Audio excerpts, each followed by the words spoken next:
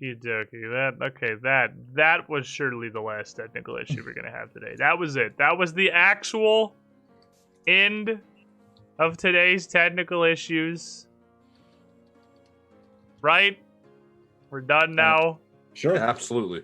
We're good. Oh yeah. Probably. Well, For sure. all right. So, last week, we came down to Carrick. We got set up. We got introduced to a very nice gentleman by the name of Dolphin Greggett, introducing himself as the mortician of the port town of Carrick we'd traveled to, as well as the master of the Carrick Grange. Apparently a local farmers union of some kind.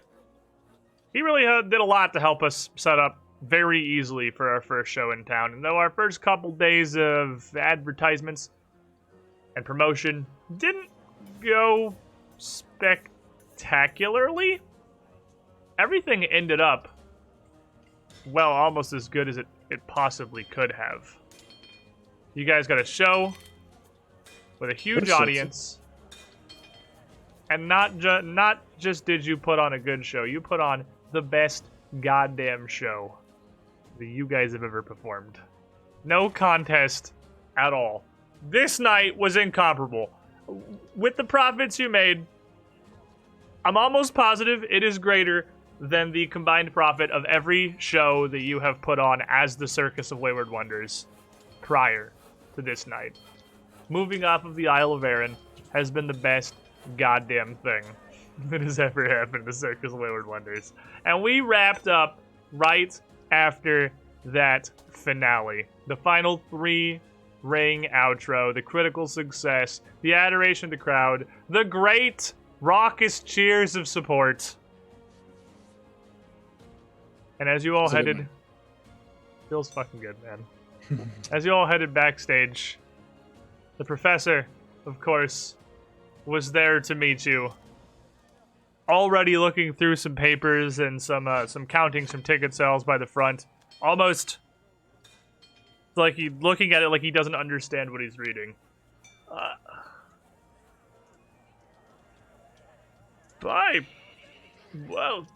After this, I'm honestly inclined perhaps to start saying by Abadar. These figures can't possibly be right. Let me run this again. Through expenses, through setup. We're paying, what, 5 silver pieces a day for the land? Half of a gold for all? Yeah. Not much, is it? And the sales?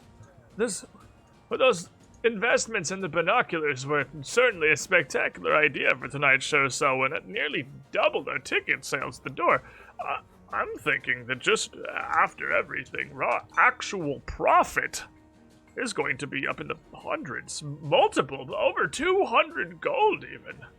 Did you say over 200 gold profit? Is that good?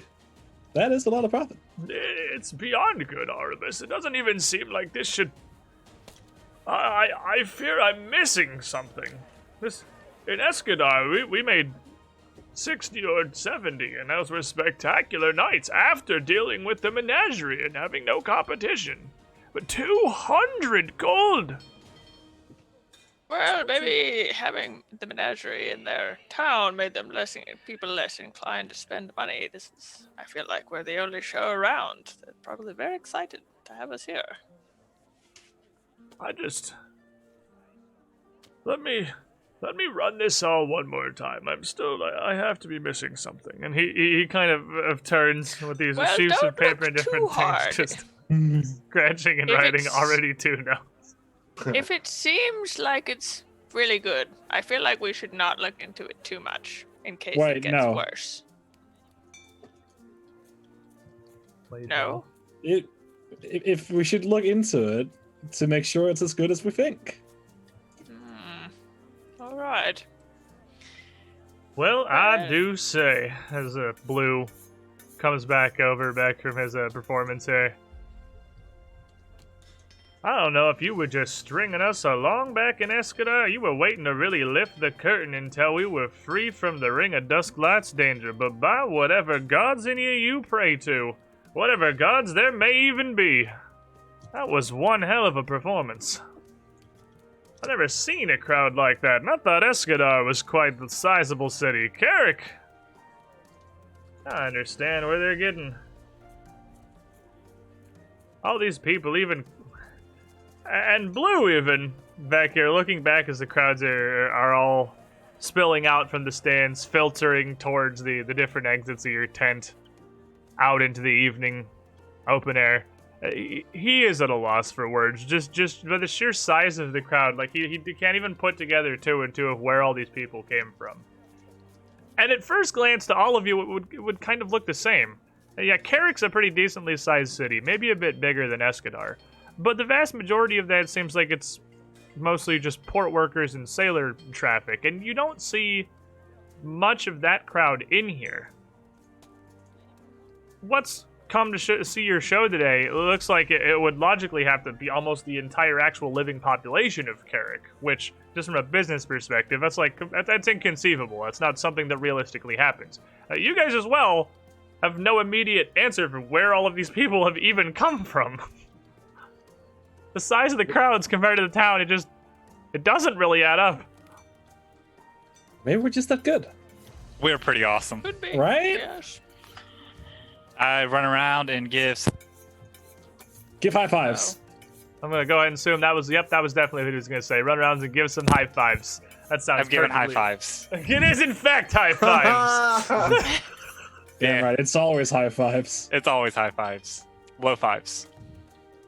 And as everyone's still reveling in excitement here, one man breaking away from the throng, a couple of you roustabouts closing the curtains towards the backstage area as all your actors in the finale and all their gear and everything gets carted back, just to make sure that the wandering crowds are directed back out towards the town as they're wont to do.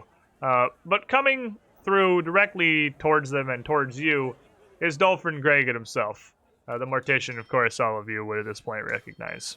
And he quickly, huge beaming smile on his face, just kind of weaves through these roustabouts and back toward this curtain and picks it with one hand as it's to pull it out and kind of stick his head back. Pardon me, Selwyn, Darbus. Oh, there you are.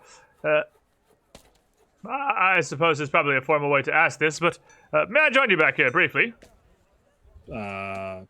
Sure. I do not know any formal way to ask that.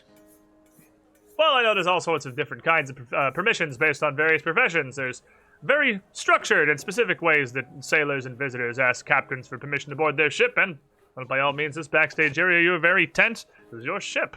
As far as I can tell, this is your place of business. And it's, again, I feel error after error with me and my proper manners and socials introducing myself to you, but I can't help but be taken away by the wonders. This show, it was so far beyond anything I could have imagined. Even with all the hopes I had for the joy you'd bring to the good people of the Sward, this was truly spectacular, all of you. I'm so very glad that you've brought the Circus of Wayward Wonders to the good people of Carrick. And so too are the good people of Carrick and the surrounding environs, as you can see. Yeah, clearly. Surprised with how many came. Well, it looks like it's been a pretty incredible draw. You must have done a very good job with your promotion, or word of mouth, perhaps, with something like this is as effective as I'd hoped it would be. I'm recognizing faces out in the crowd, not just from Carrick or even the surrounding farms, but some from almost as far afield as Castonley, the Cleve. Ooh, People have traveled great. several days, even, They've seemingly just to come traveled see the to come? show. They traveled far to come see the show? Oh, absolutely! The Swardlands covers a, fairly large expanse, and even given the roads and the farm trails, it's some day's journey between the major settlements, but your word seems to have either reached them in enough time for them to reach here, or perhaps luck of the cards, luck of the draw, luck of the stars even. Not to undermine your own accomplishments, of course, you must know much more of the local workings, traveling schedules, perhaps even, than I'd given you much more credit for. The timing couldn't have been better. And we got pretty... sure. It was all planned. Selwyn is always prepared for any situation. It's spectacular. Truly spectacular. Every word I've heard of you from the folk in Escadar, absolutely deserved. I thank you. I thank you from the bottom of my heart for the Grange, for Carrick, and for the good people of the Sward for this performance. Please, if you would, what are your plans forward now?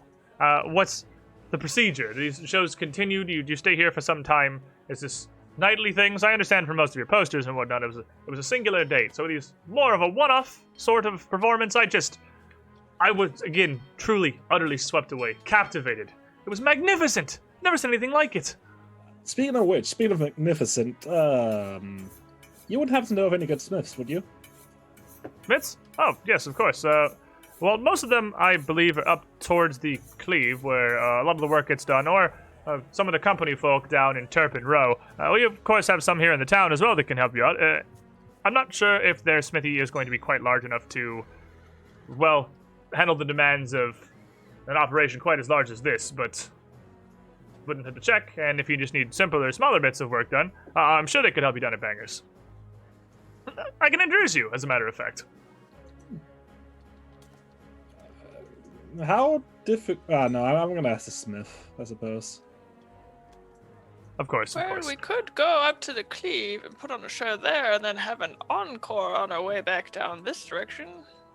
True.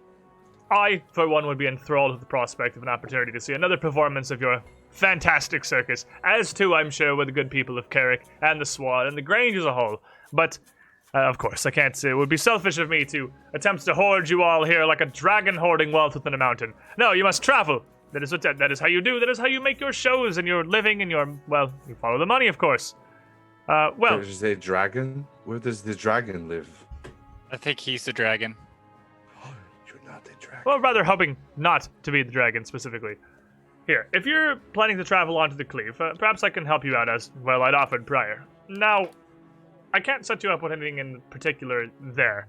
With the Grange, I had access to this market square here in Carrick for you to perform. But I can write an introductory letter for you to take to the mayor of Matt and Cleave, Mara Leshy. That would be most appreciated. Getting Well, a good word can get us a good spot.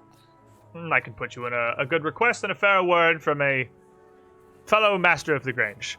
While she does oversee some of the operations further out to east, she is, and her entire settlement, are part of the Grange itself. She's under no, of course, obligations to extend any favors as such, but I imagine that she'll see your performance as much the same way that I do. A welcome reprieve. And what was her name again? Marta Lishari, but usually Marta. Not terribly formal. Well, we'd really appreciate that letter. Then we are actually planning on probably moving out fairly soon. Oh, well, of The course. call of the money. Anything I can do to assist, any favors that I can offer for the spectacular favors you've given our fair town. I'll spend the evening penning something up, getting it ready. Hopefully I'll have it ready for you tomorrow morning, and then, if you wish, Miss Selwyn, I could take you down to Bangers myself to introduce you to Mr. Nolmuck, I believe his name is. I haven't had much dealings with him personally, but I believe he is friendly to the Grange in the town of Carrick. And besides, introductions can never hurt, can they? No, they cannot. Of course, I don't want to, again, insert myself or interfere in your businesses. If there's things you need to be running, either secrets of the show or your trade, things you do not wish to share, please do not feel remiss at all to rebuff my offers here. I'm only seeking to help. Are you curious? Well, somewhat now, I must admit. Well, I need to make, and I'll pull out Clara. Need to make this one cold iron. Oh, I see. Well, that'll certainly be something to talk with Noel Mock about. My trade's a mortician, and I know basically nothing of metalcraft, or really even what cold iron is. I've heard the name, but as far as forms, functions, availability, something entirely beyond me. You I use will it to stab demons. stab demons. Yes. Well, I would hope that there's not much, well, terrible demon presence to be found throughout the sward, but truth be told, these are strange times. And I can't blame anyone for an abundance of caution in their travel, especially with such a large operation to protect as this one. As a matter of fact, now, I don't want to burden your minds with things to worry about that aren't, well, of necessarily any actual holding. But we have heard of all kinds of strange rumors and stories over the last few years, it seems, almost. One that seems to perhaps have some merit is the area down near Turpin Row, kind of between Turpin and Broome, far to the southeast of here, beyond the expanse of the Grange, if you're traveling so far. There's been some reports of strange movements throughout the forests down there.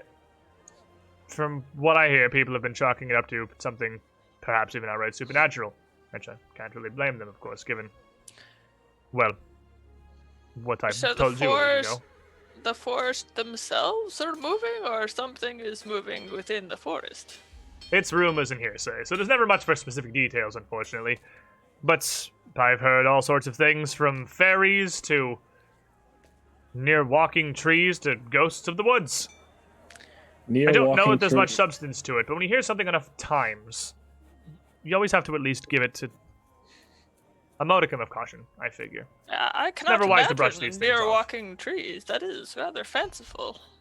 I suppose it is perhaps somewhat a ridiculous concern to bring up given the present company. But they're... well, the problems I've been dealing with over the past year and a half haven't been the only ones. And certainly not the only disappearances plaguing the Sward in recent times. I mean, it's never unheard of. It's the risks of, I suppose, sparse civilization, so to speak. People are almost never whisked away in the woods by errant fae and the streets of Absalom, are they? But I suppose much the same could be said of the various gangs and crime syndicates working within its walls. Each has their own problems, I suppose. Oh, yeah. But again, don't think too much on it. Just perhaps something to take into consideration. I don't want to overburden you with what may be nothing more than local rumors and ghost stories. Well, any more than I already have with my own, of course. Still. Does seem to be rather popular around here, I would say. Well,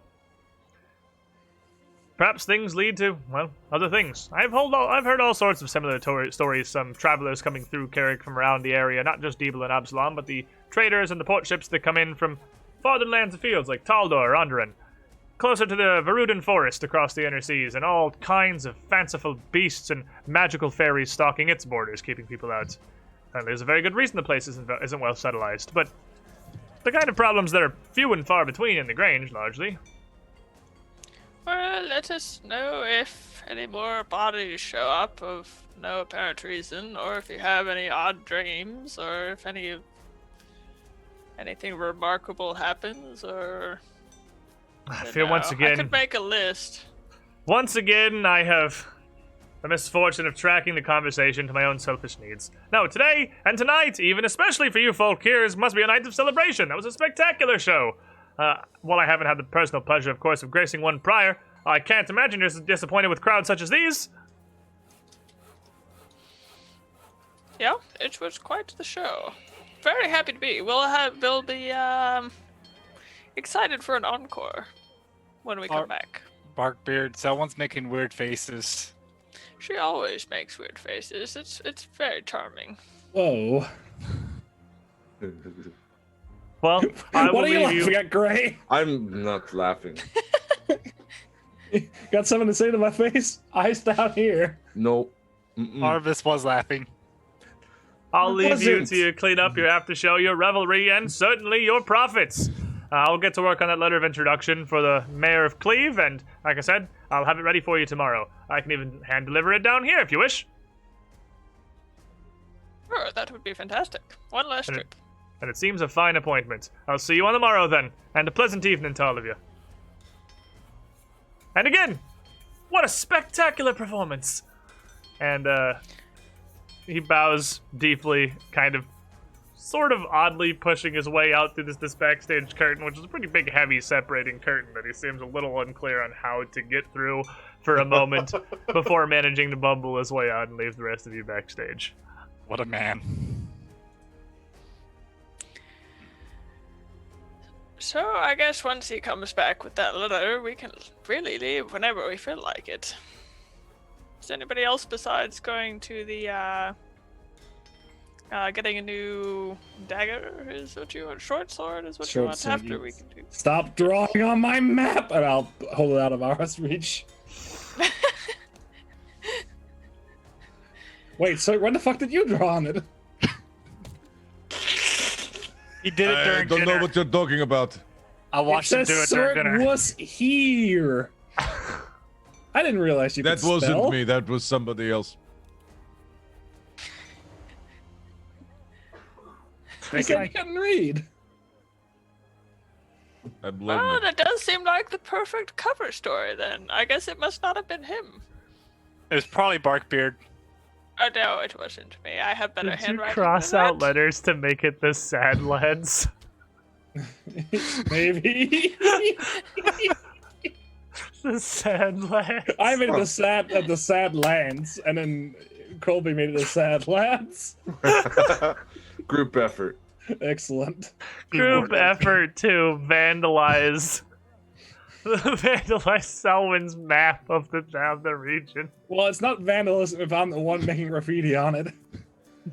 Well, Just at when some everyone point, else we won't does it. have any map Yeah. left at all. It'll just be a series of color lines. That's what a map is.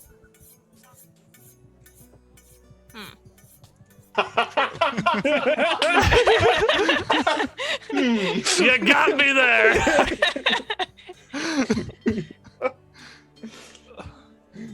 Excellent.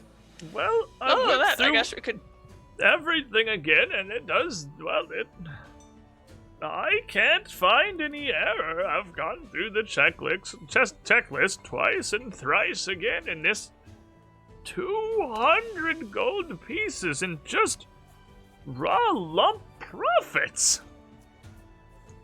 Did my voice just crack? It happens to all of us. Don't worry about it. Hasn't happened to me in what must have been like 50 years? 60? Selwyn's voice always cracks when she sees money. No, it depends on the scope of money. I wouldn't crack over a coin. I would crack over platinum. I've seen you crack over 5 copper. Those were really, really vintage copper coins. Oh, are you a collector, Selwyn? Because I actually have a quite extensive collection of various mintings from throughout I collect the them to Undersea. sell. Oh, well, of course, that's also selling and trading and acquisition is really the bulk of the hobby. I'd be interested to see that. Do you have a standing collection? Or? No, I sold it. I see. I see. You more Yes, use it more directly as a vessel for profits. Oh, well, Yes, fair enough. like everything else. I'm sorry, Prof. You know, it is a rather niche hobby, I suppose, but one that I've kept myself interested in and have been able to make spectacular progress with here in Carrick so far. But anyway, what? Well, I don't even know what to begin to do with so much money. I do. But- Bigger tent. That is largely what I had been thinking as well. Largely. Nice. I would hope not to receive credit for undue and untoward accidental garbage humor, but Ara's laughing hysterically. this has certainly done wonders for our renown, that much is certain. Perhaps I could begin investigating commissioning a larger tent with this, but even still, and he kind of looks around at just the size of your backstage area now with the tent that you have. Well, I thought this was massive, and we haven't We even filled had it this easily. 2 months, have we? Yeah, and we grow quickly. We're a giant in the making. Now, When we splintered off to make the Circus of Wayward Wonders, I had never really imagined that we'd find such incredible success. Well, I'll start investigating where we can possibly commission or source someone for materials to work on a larger tent. But I figure with the crowds we brought in just in our first show on the Isle of Kortos, we could do what with doubling it even. But- Maybe Ramba Dazzle herself. I think I've got a good rebrand once we're big enough. We'll be the circus of Even- worldwide wonders. Even with the, I do like that, even with the cost of commission work and raw materials and everything for even something as absurd as making our tent twice as large, I doubt that would take more than half of just this excess. Well, there's always ways to spend money. That's never been a problem that people had. We will be back here in maybe 2 or 3 weeks, so if we could try and get the commission started. Ah, we could- yes. This does jog my memory here. I had been speaking with, and he turns and faces out through the area towards Sniggles, who's off in the corner with 2 bags and a bunch of things, and seems to be just like staring at the stack of her random alchemical supplies, and occasionally moving something from one stack to the other, and then looking very intently at the piles again. Forgive me, I don't remember the rat's name. Niggle. That's Sniggles. Sniggles, that was it. I had been speaking with Sniggles, and perhaps the... Sorry, that was me. strange What elvish sounds coming. monstrosity did you bring? And I've never heard stranger sounds come from a man's stomach before meeting you, Zerg. It's taught me perhaps more than I ever wanted to know about, well, potential repercussions of half-orc biology. Regardless, Sniggles, you come here for a moment. And Sniggles doesn't even seem to hear, still just kind of looking back and forth in these piles. Picking up a small vial of something, moving it over Uh-oh. towards the other pile, then shaking your head and putting it back in the first pile, and then just putting your fingers together. What are you doing? You going over to Sniggles? Yeah. So Sniggles would kind of turn around, sort of surprised. No! Wait, I have to sort everything. I have to get everything in the right piles for one act or the other for different kind of reagents and primers and... It's an order. The whole show, I didn't get to do it today, which is good, because honestly, I wasn't really super prepared, perhaps. I've been reorganizing everything that I do. What with the the sprays of fire and the sparks and the colors and everything. It's all order. It's all order. It's which goes into what and what stack in a pile and how I light it. Anyway, Right. that seemed like a lot of people. That was a lot of people. And Sniggles kind of looks up and sees the professor, and I imagine the rest of the party just started staring at her. Did I do something? Did you do something? Everyone's looking at me like I did something. I'm wondering, did you do something? Yep. Well, I'm doing this. Professor, what did you do? And the professor comes back over. Sniggles had a bit of an idea for, well, making a name for ourselves here in the Swardlands if we're going to be staying around for some. Oh yes. The shirts, and the ties and the capes and the badges and the Capes. yeah.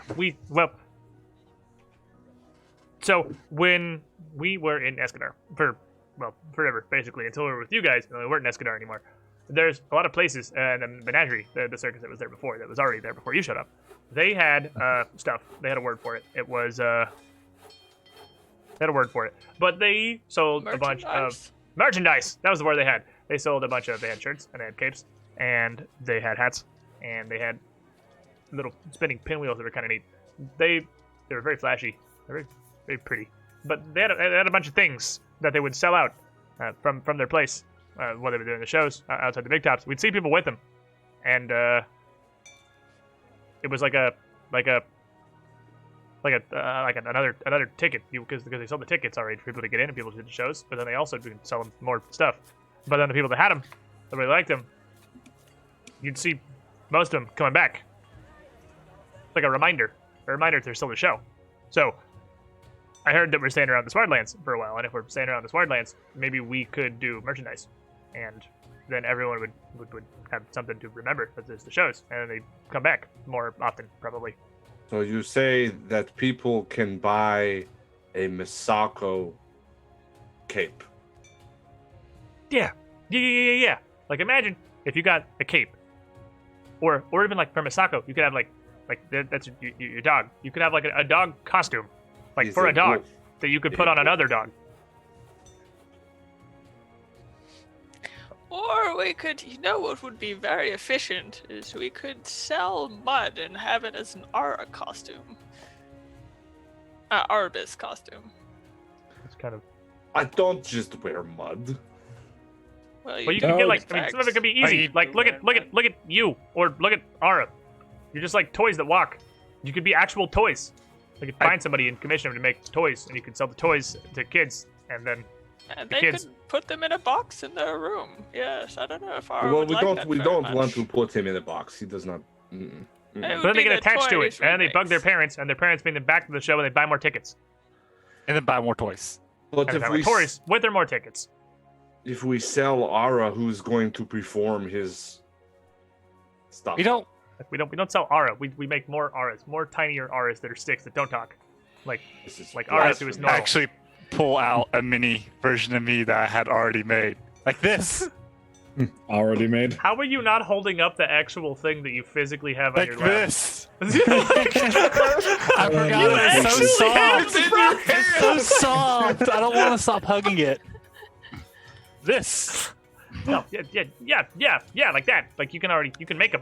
You can do something like that.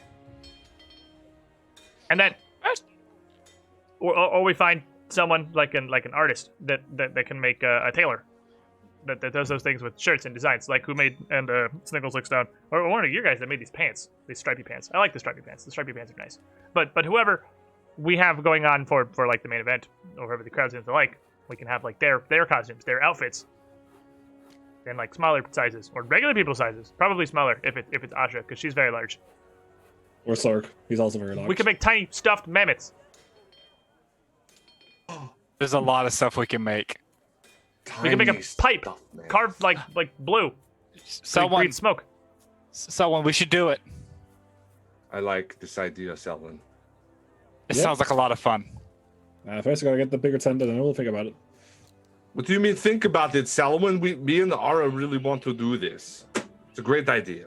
Sniggles is terribly excited about this idea, and I feel like perhaps more for, well, the existence of the toys and things themselves, but I must admit, well, I was quick to dismiss the idea at first. It would be a fantastic way to build perhaps a more lasting audience, a base, especially in areas that we may want to stay or travel back to sometime later. And in some place like the Swordlands, where everything seems to be so interconnected, all these farmers and merchants traveling back and forth between these settlements throughout the lands, well, it's like advertising that we don't have to do ourselves. Surely. It's not a bad idea. Give me, and I'll run into my own wagon real quick. Find out my own letters.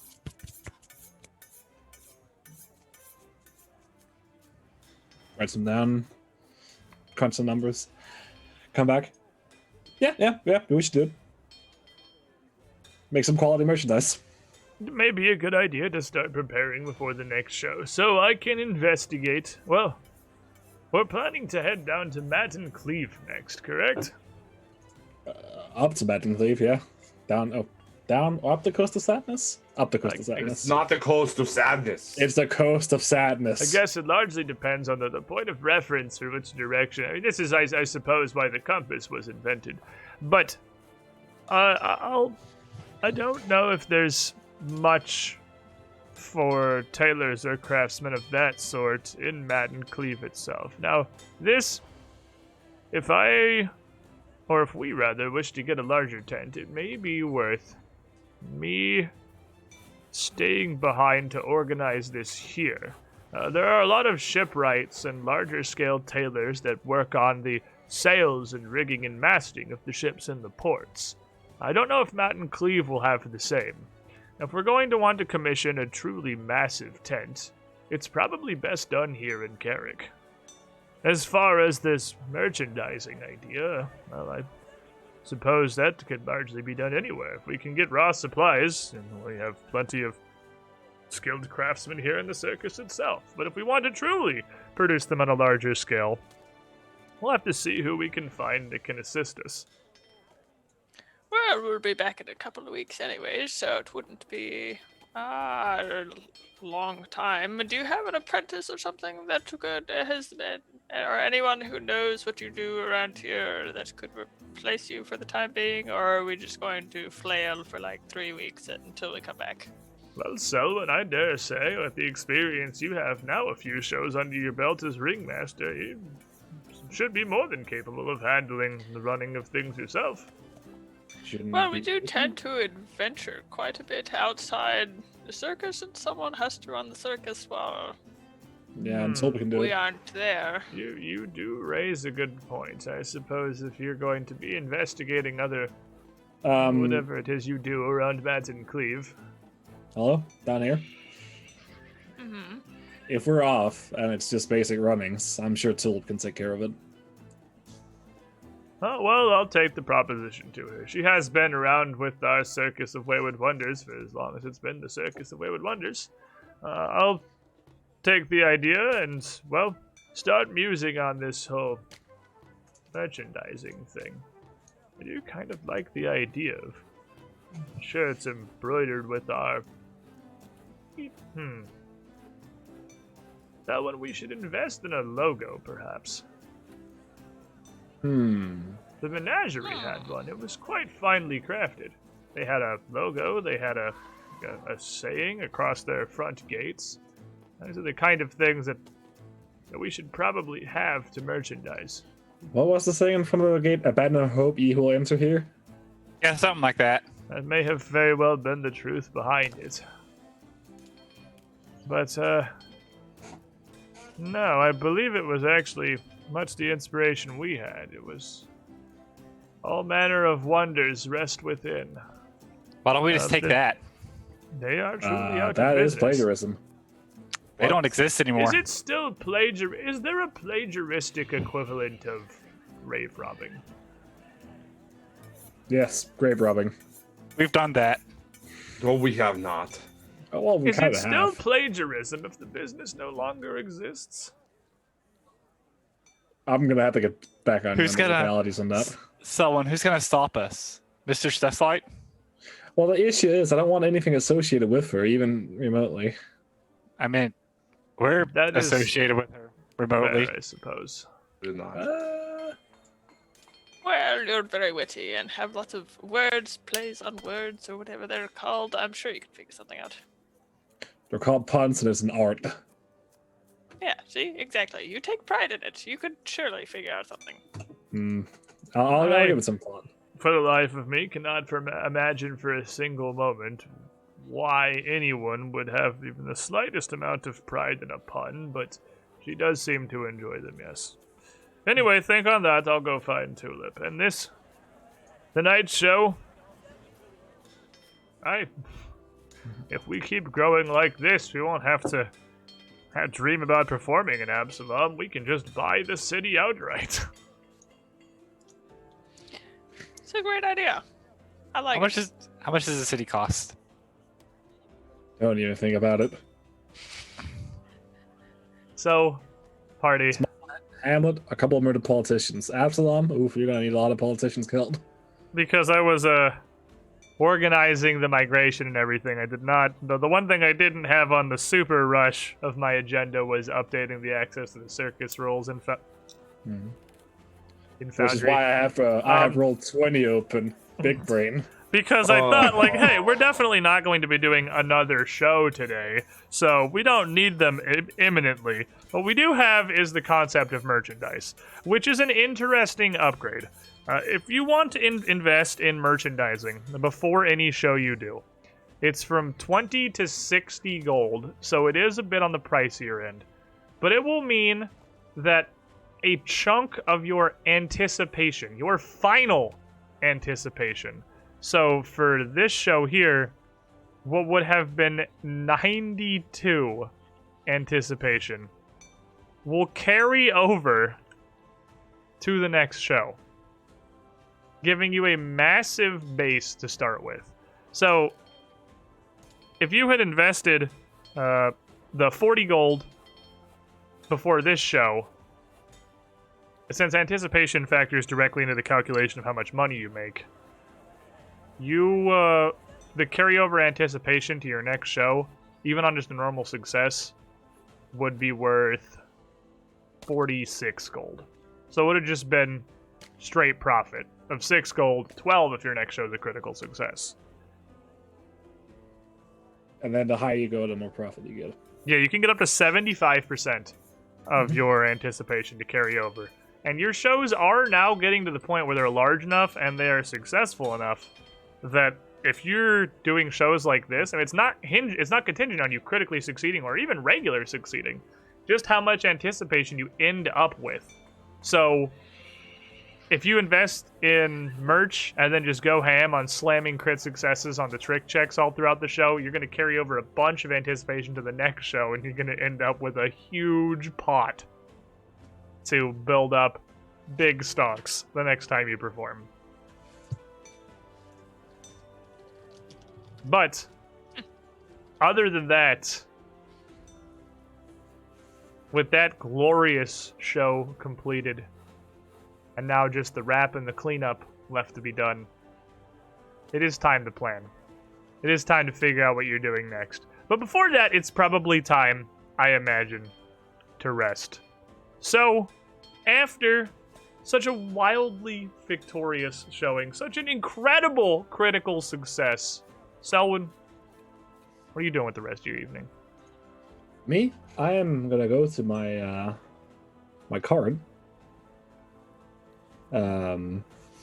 My own personal space, my safe space. And I'll start working out the logistics behind the upgrades that I would like to procure, which will be the huge tent expansion, as well as the quality merchandise for the next show, and try to make arrangements, or at least prepare to make arrangements, to help Professor.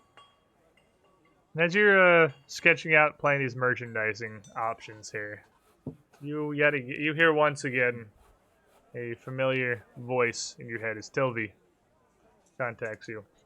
Mm-hmm. Selwyn, my love, we might have a bit of an issue. Uh-huh.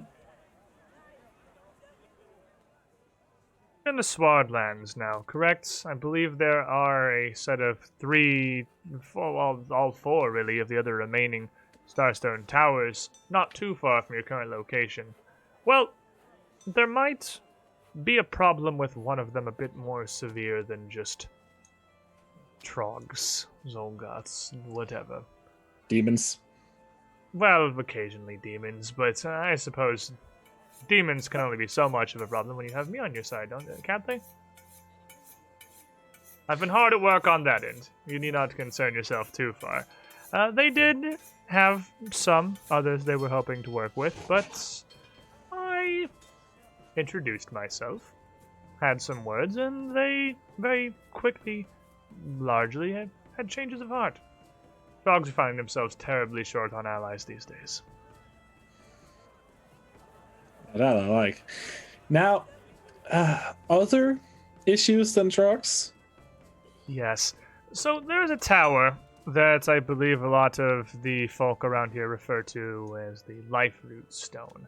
It's down, if you're in Carrick, about straight to the south of where you are, past the hills. Southwest of the Hollows, yeah.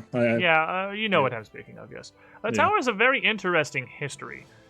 it seems to be one of the only ones that really had any real usage beyond pilgrimages and occasional visitation from traveling druids in the time after when the Rodan used them to raise the isles or whatever the story is.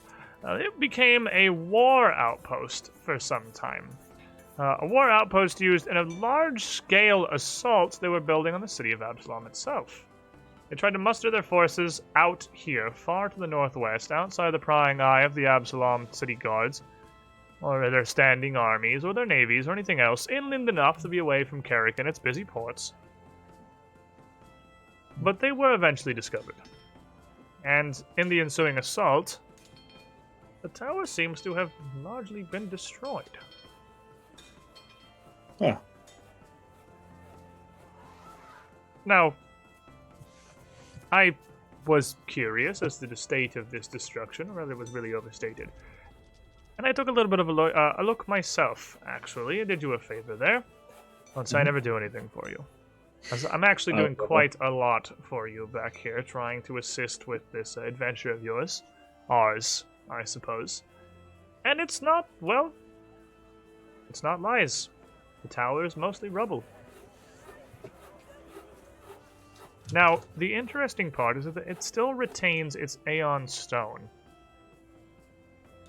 But that Aeon Stone now hovers some 100-odd feet in the sky, orbiting nothing.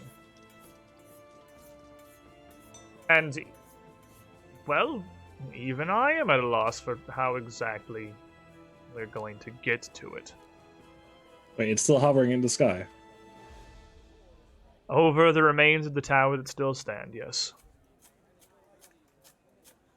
Visible from some miles out, so the area is still not difficult to find. But I'm still relatively unclear on how these Aeon Orbs themselves actually work. We've only really experienced the one, and not positive what exactly you did with it. But I imagine it required you to be closer than, well, 100 feet below it, or, well, we wouldn't have to worry about the Trogs occupying the towers. We could just do our work from outside. So when... Last time it seemed triggered by the death of whatever was threatening it. I can hope perhaps the same happens here, but... Well, I dare say your circus performance knowledge may be of more use than my research here. I hear you fancy flying recently. A little bit, yeah. Well, you may need to take your show a little further than just the outlying towns, if we're going to get our hands on this orb. Well, we could leave the circus in the Hollows, right? Or Castanley. And then set out ourselves. I know Aura's able to cast magic. Surely he'll be able to fly. Or cast it on others. Well, put your heads together, figure out what you need to do, but just know before you head out there that this is going to be, well, an interesting obstacle to overcome. Well, best of luck, dear. If you need my help, of course, I'm always here. Yes, thank you. Thank you for the heads up. Anything I can do to help. Trust me, I only want to see you succeed, Selwyn. I understand, yeah. Friends with benefits, after all. Friends with the best of benefits. And after that, she leaves you to your designs, your machinations, your art, and arts and crafts projects here. Arbus! What do you find yourself doing on such a successful night as this one? Get away from the tent. I think the last time you mentioned it was a relatively nice evening. Go out a little further away with the wolves and just sort of lay out and hang out. Do a little stargazing with the boys and the boy and the girl. Just relax and just enjoy some peace and quiet time because she's not the biggest fan of the large crowds and all the people. So your daily rituals really don't even change so much. Nope. I mean, To be fair, you are, I imagine, largely unclear, as you said, of what 200 gold even is, or if that's good or anything. So, I suppose it makes sense that, well, you're just chilling, just hanging out, doing the same old, same old. How about you, Berkbeard? Yeah, I'm gonna get within eyesight. I don't know how far out Arbus went. I'm gonna get within eyesight of Arbus and then just plant down, root down, turn to a tree. Creepily watch me. Well, not to worry, you won't really notice me unless you're looking. Berkbeard likes to watch. Oh no. Ugh. You Ooh, won't notice He just likes me, to so that watch. makes it better. nay. Wow. Oh, wow. Okay. I feel like the beard held back the creepy. Yeah, a little bit. You unleashed, you freed the creepy. You've It's like the unleashed training where it Berkbeard's came full off. power. You can now you can see the expression, so it makes it worse. Ara, do you do anything less weird? Ara actually is super excited with all the people. So he's out following the last vestiges of the crowd that's dispersing. Just being part of the crowd, listening to people talk and having fun. I spilled soda everywhere. Oh no. Okay. Why does it keep What is happening? this? Why does this happen? What are you? You? Me? What do you drink out of a pot? Like, I'm an idiot. Got us. oh boy, you have a tough life. You have a truly challenging experience. It Anyway, continue. Yeah, that's basically what all he's doing. He's just listening to the crowds talk and enjoying just being surrounded by so many happy people. Speaking of surrounded by happy people, Zerg, even before you have left the backstage area, Asha would find her way to you. Massive grin on her face, still in her glorious, incredibly bright, vibrant pink tutu with the stripy stockings that she wears during her performance. And stop before you, hands balled into fists, fists on her hips, slightly flexing her massive bulging muscles. You see, the kind of crowds that we can draw, Zerg, the raw power that inspires these smaller, weaker folk. Yes, all of the success of this, was you and me. I know this. We were fantastic, perfect. You understand, then, that of course you do, the merits of raw physical strength, the might that the course. pair of us wield together, Zerg. We're unstoppable, basically. Invincible, I want to say, maybe.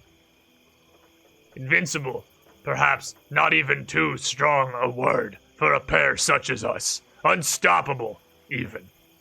You know, from I think it's from Predator, the big bulging. Giant. Yes. Yes. It's exactly that, but they're both green. Yeah. Yes, we make good team. Very good. And she clasps your hand and grins, her lower fangs kind of jutting up, raising her upper lip a bit as she smiles. It makes her grin very toothy and visible. They knew you could understand. Many of these folk do not believe our people wise, but we have the wisdom of our ancestors, passed down through generations. Yes, I have not felt this understood by a teammate for a little while now. It's been a minute since someone as strong as me could get it. It's nice to have you here. It is fortunate that you and your friends were strong enough to defeat Dusklight and whoever else stood in your path of the menagerie. I was wasted there. Wasting, even, Gigi and myself, performing those small crowds for scraps. This, here, we travel to find larger markets, larger throngs of adoring fans who can only hope but to bask in our glorious might. So, we will only get stronger. You want to go train a little bit? we should head out back to the stalls. I must see to Gigi. She is well maintained and fed for the evening. You should join me. I must go see to Ilva. Make sure she is well maintained for evening.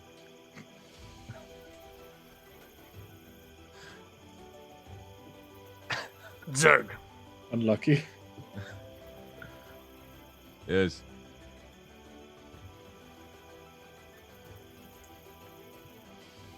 do you still not see, after what we have built today, what we have given all of these people, how wasted your efforts are? Is a different situation than this. You a strong friend. I get this. It's good. Ilva, still strong, not friend. More than friend. You. All right. Zerg, Stumbling for the orcish word for it, but can't find one. I understand the concept of a mate. What I cannot understand is your choice. Well, you don't have to. It's okay. You settled for so me. low.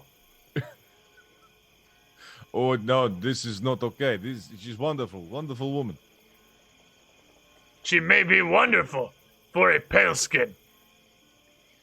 But you have come to the menagerie, and fate has brought us together now. Yes, very happy to have good friend. Yes.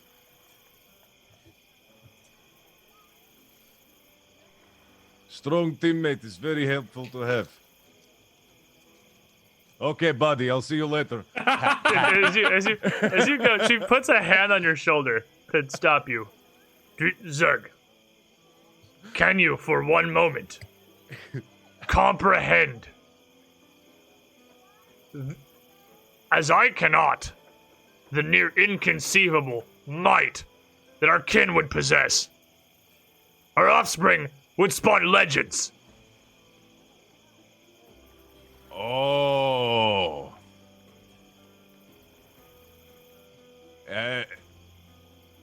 I got to go to the bathroom. We'll talk later, Asher. We'll talk later, and sort of hurry off. That's lets you go and just kind of stands there like she just cannot understand what is happening. As you scramble away, Zerg, what do you do? Where do you go? Anywhere but here.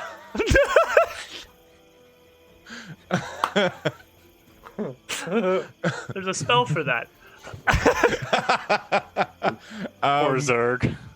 Zerg is gonna just hurry off in the direction of like, not the tents. the Into wagons? town. Oh, Zerg's there's going into town. He's like, okay. Just makes his way. Oh no. And as you head out into town, as the crowds are dispersing away from this performance, it feels like near anyone else, as they're trickling back to their homes and their farmsteads throughout the streets, would recognize you. And at the very least, turn with a smile on their face, point you out to their kids. Some people with raised hands or raised drinks, even. If you came anywhere near a bar, you'd have at least a dozen people putting some effort into trying to get you to stop and drink with them and show the might of Zerg the Monster Man Badsky.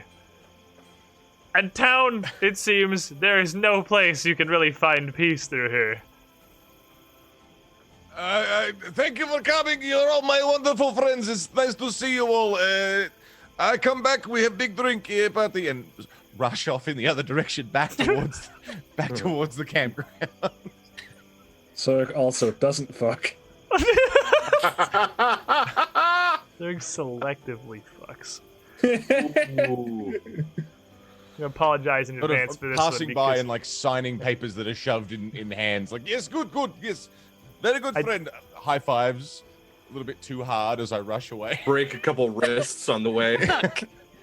as you make your way back to the campgrounds, Eva would be out by your wagon, and you are not exactly subtle. And she would look almost kind of confused, but with a smile on her face. Zerg, You disappeared after show. Yes, come inside, Dari. Let's go inside. Let's sit down and. Oh, Startle just yoink her into the wagon.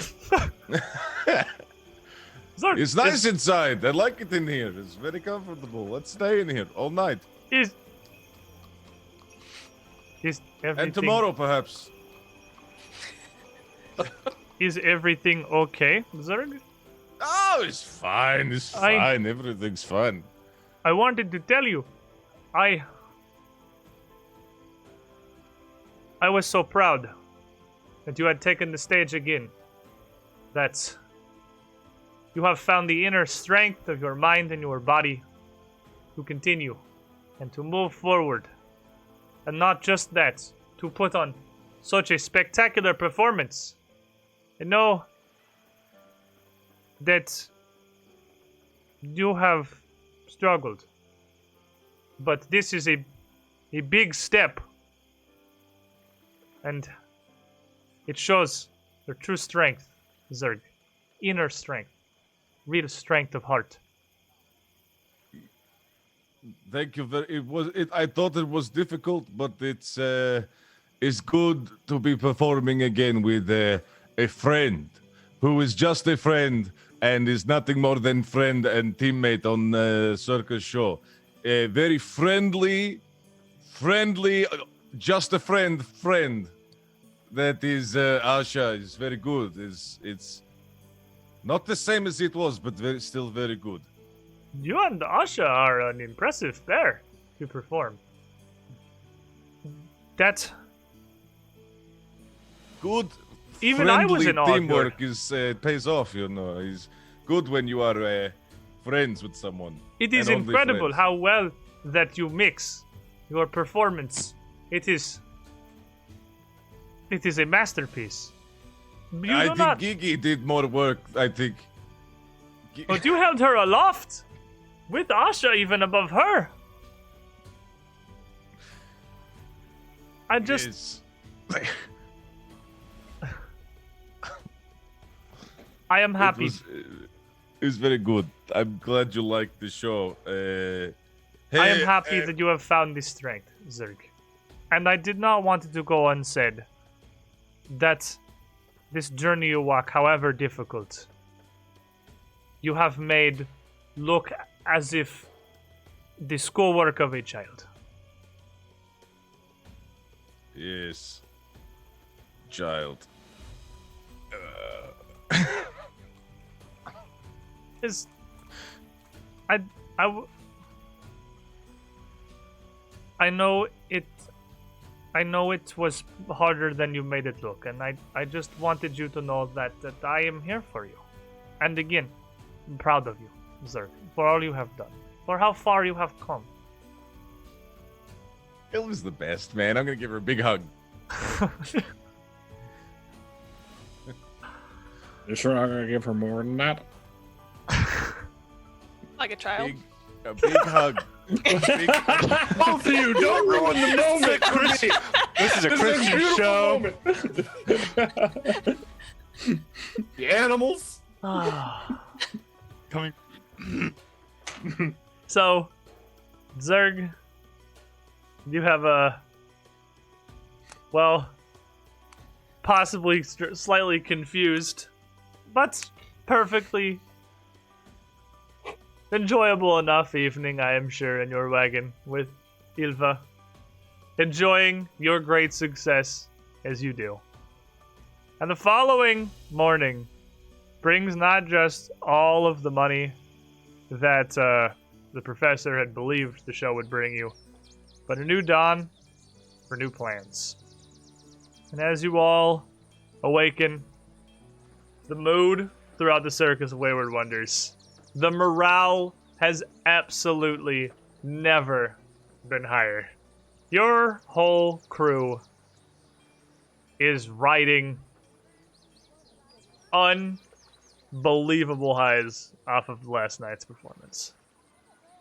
All seemingly, except for Asha, who seems a little withdrawn and kind of almost sullen still around, but not as clearly lifted as everybody else.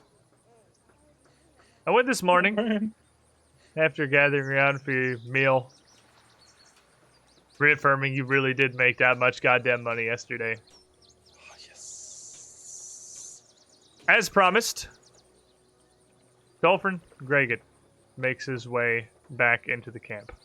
And as he comes through, he finds Selwyn and delivers unto you a sealed letter bearing an interesting emblem stamped in white wax that he explains as the symbol of the Carrot Grange itself. Well, as I promised, proper letter of introduction to the Cleve for you. I hope this will help you out with Miss Marta, or Mayor Marta, I suppose. I have difficulty sometimes with her. It's not because she's a difficult person, of course. It's because perhaps, of course this is a fault of mine, been raised in, perhaps too much formality. It's the same struggle I have with, well, again, if no fault of your own, but you and your friends here of the circus. The mortician's life is frequently somber, and it's all built on Don't formality, apologize. My family mannerisms. are animals. Well, some of them quite literally, but some of the most magnificent parts of your show. You have a flying horse. At this point, speaking of horses, I Wagon introduced passes by Cubby the to back. him. I introduced Cubby to him. You just like carry Cubby over. Like, I promised Cubby a treat if he would follow me. I've been Cubby goes over bothering and Cubby all morning. he turns down. Oh, already have a circus mascot, I suppose. A fine dog. Man's best friend, they call them. Fantastic animals. He's the best boy. Yeah. Isn't that right, Cubby? So, come on, getting a treat or what? Yeah. I followed you. Where are we gotta go. going? And We what gotta do go you find want me to Cookie. do? We gotta go find Cookie. You're spending the Greg, morning it's- with me. Eyes are just kind of like wide, staring at Cubby. Yeah, he's Turns more back than to just a Selwyn. mascot, mate. He can talk. Yeah, it's a talking dog. Well, of course, I've had more than my fair share of dealing with Shunies and the like up with from Fernie and the Cleve, but this is that's different. That's the regular dog, but he can talk. Well, it's not a regular dog, is it? He can talk. Cubby Cubby's following our off in another direction at this point. It's just Circus of Wayward Wonders. I couldn't think of a more apt name for you if I tried. Okay, I could spend the rest of my life trying to pen out the words of poets to describe you better, but In the words of Colby himself, I think, I reckon he's smarter than half the circus combined. I'm still working on that one, but, you know. truly just never ceases to amaze me how you've managed to collect all manner of incredible, impressive acts and I'll call Miss Dance over.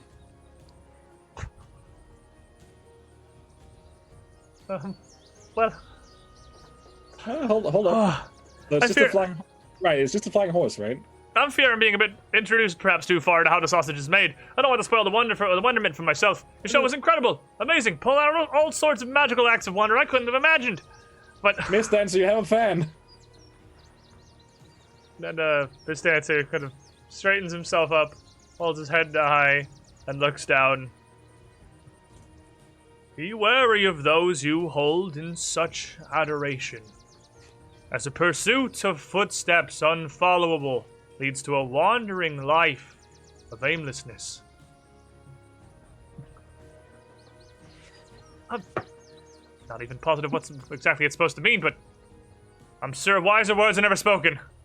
It's... It is the wisest incredible. Pegasus of the West. Why do you even bother putting on shows? This Because it's fun, of course. I can't even begin to imagine the myriad stories that could be told by just a single one of your incredible members. But by whatever gods I'm supposed to be praying to at this point. Shellen, it would be, I believe. What one of those. wonderments.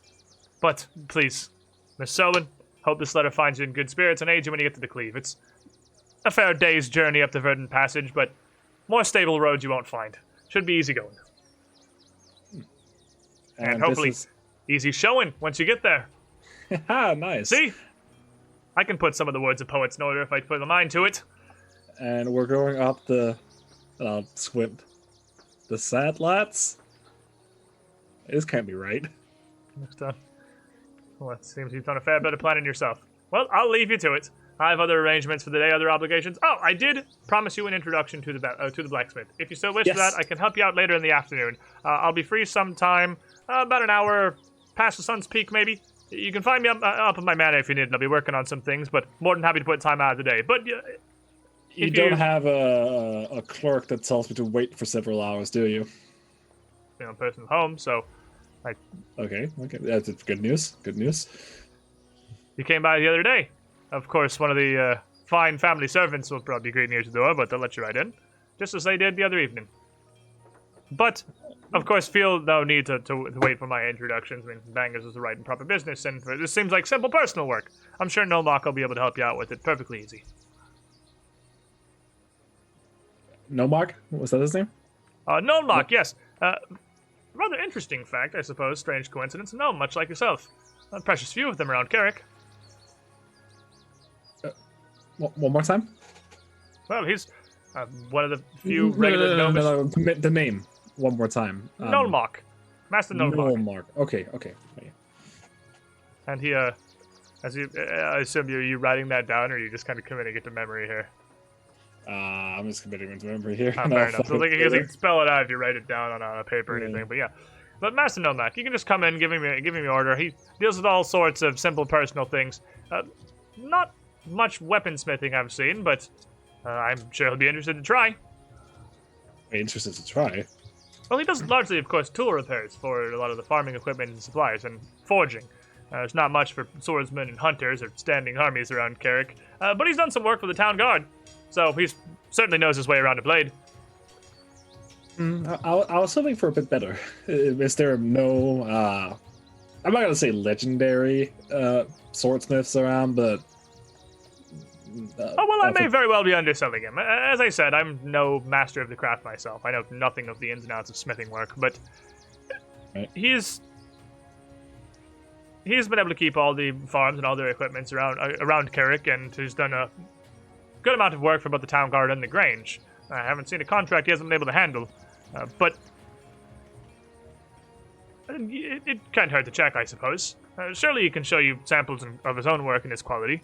He does fine work. He's a veritable expert. I don't wish to run you off. It's just I don't wish to, perhaps again this cold iron of yours. I'm unfamiliar, and I don't want to set expectations or promises that may not be able to be kept. I'd hope he can, but I'm making no guarantees on his behalf. I don't know his business. Okay. Yeah, sure. We'll see you afternoon. We'll stop packing up the circus. We'll be back here a couple of weeks.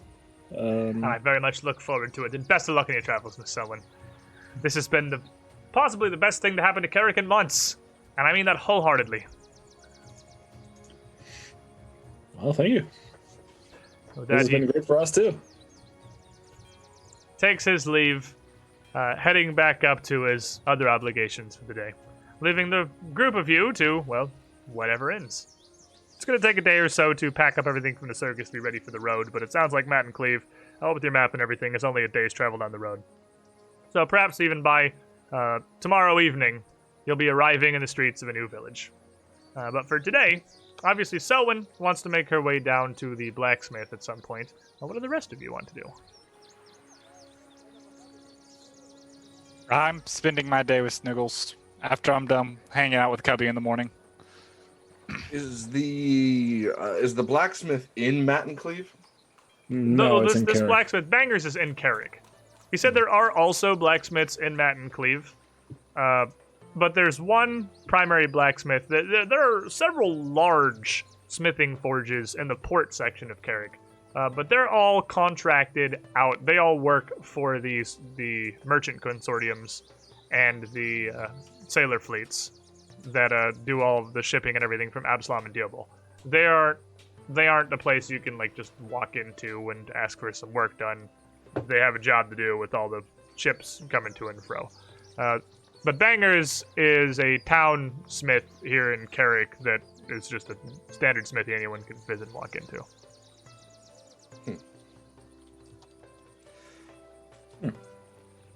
Well, Arbus, as I was watching you sleep last night, I happened to notice. What do you mean you watched Well, me? of course.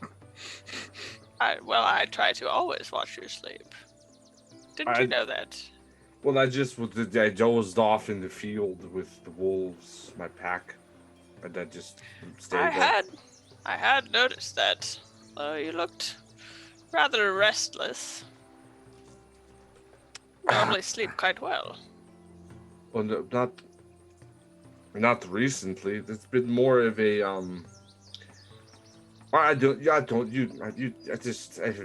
sometimes I have nightmares.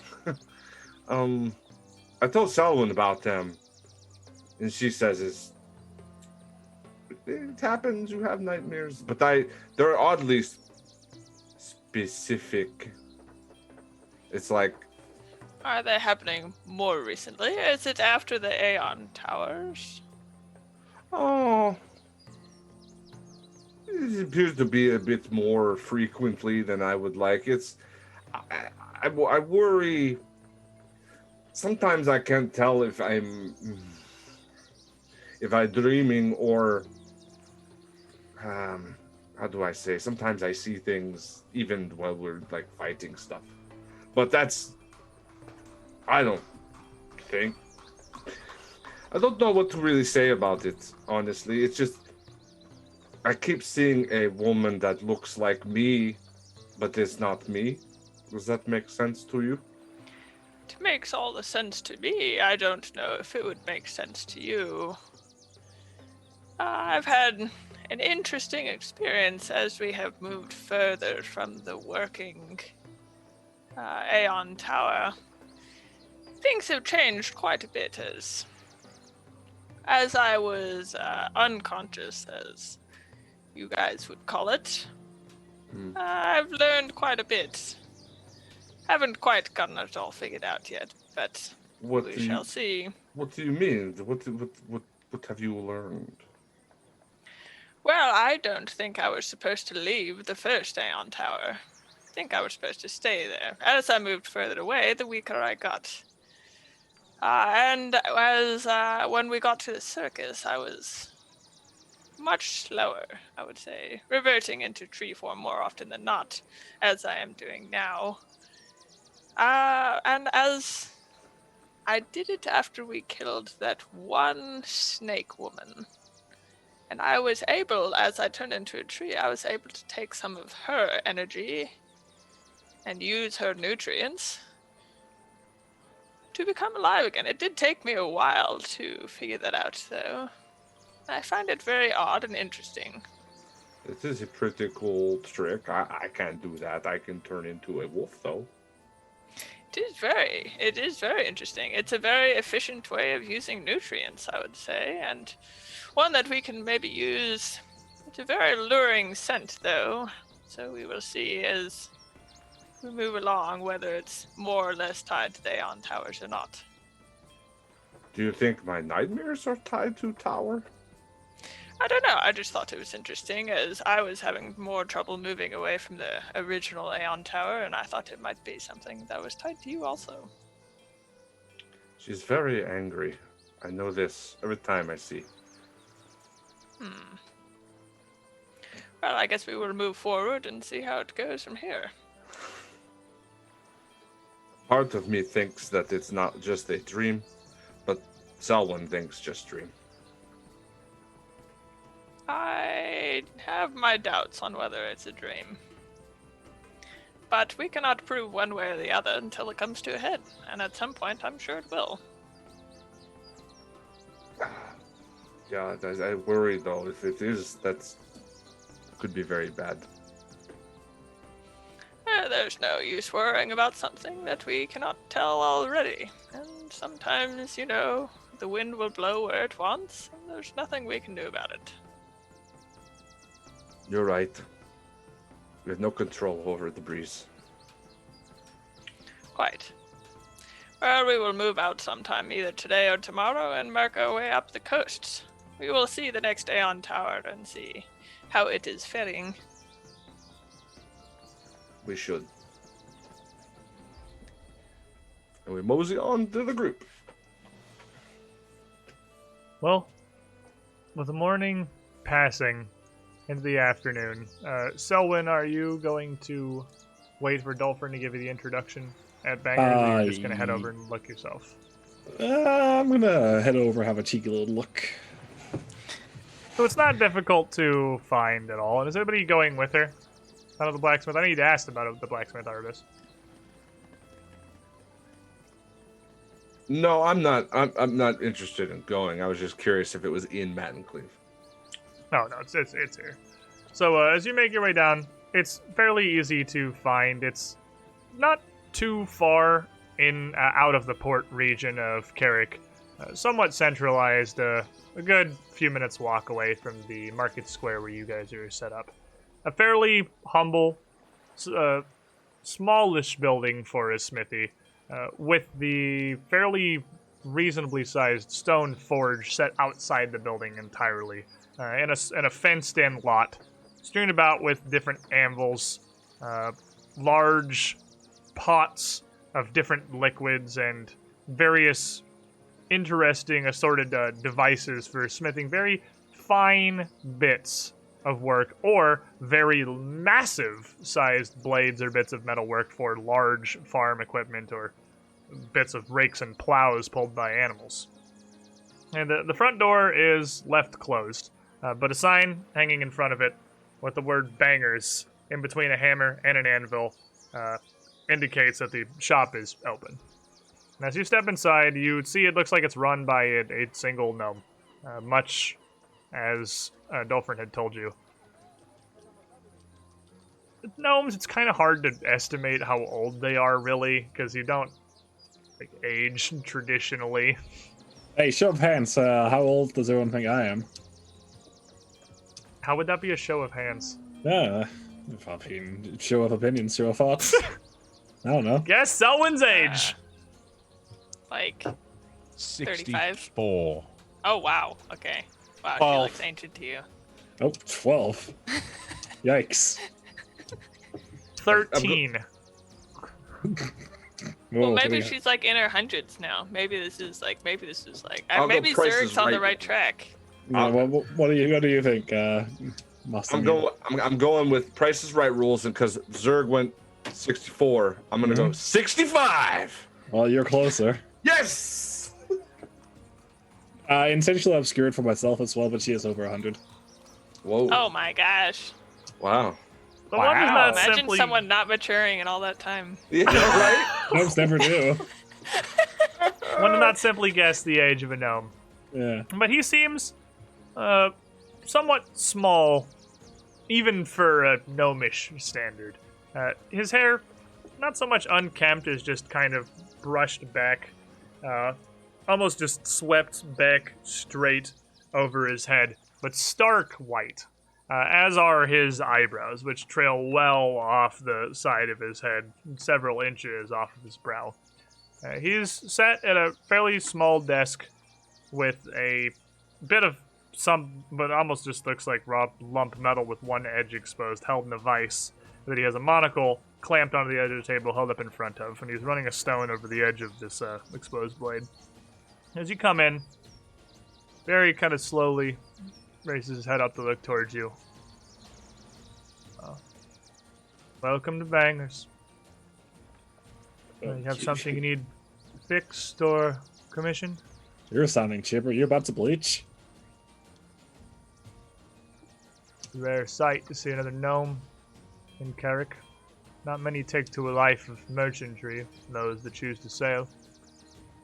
You're one of the circus, I presume. Yes. Seems clear enough.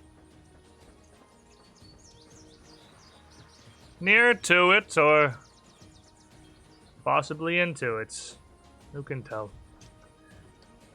Not exactly a lot of tomes written on the specifics of the process. But Do you like This a is- drink or something? no, I'm sorry if my tone offends, but No, it doesn't. It's just very sad to see a sad gnome. Like, I would hardly see myself as sad. if you're bleaching, you're is- sad. Well, if this is the bleaching that's so spoken of, then it's not nearly as terrible as many believe it to be. I just see my life as simple. No complaints about it, really. Ugh.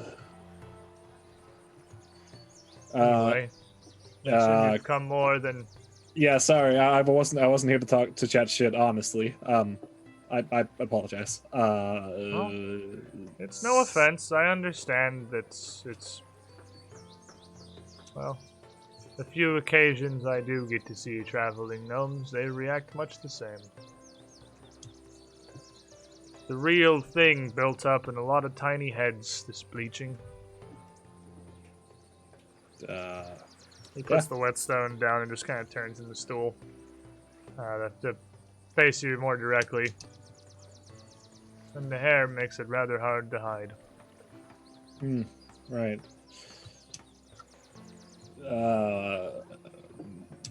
Do you have much experience with what's the word for it? It's not swordsmanship because that's the act of wielding the sword, but sword forging, swordcraft. Swordcraft, bladecraft. No need for fancy names to explain for simple desires. Of course, I work the blades, long swords, and arrow tips for the town guard as necessary. Fletch the end of their bolts, though they spend much of their days unused. Occasionally, passing sailors or merchants need work on more esoteric things. And, we kind of motion the thing at the vise here. It's easy to look down on the humble work of tools of farmers, but large blades take much finer hands and harder work than smaller ones, if truth be told.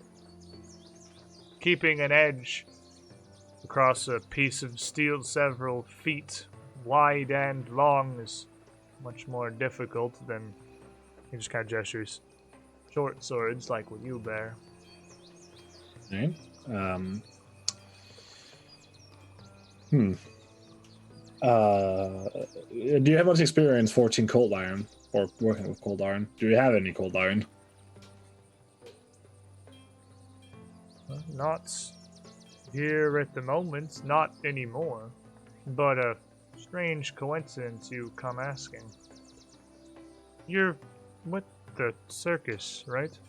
Correct. So Ryanair didn't send you. The name doesn't ring a bell immediately. No?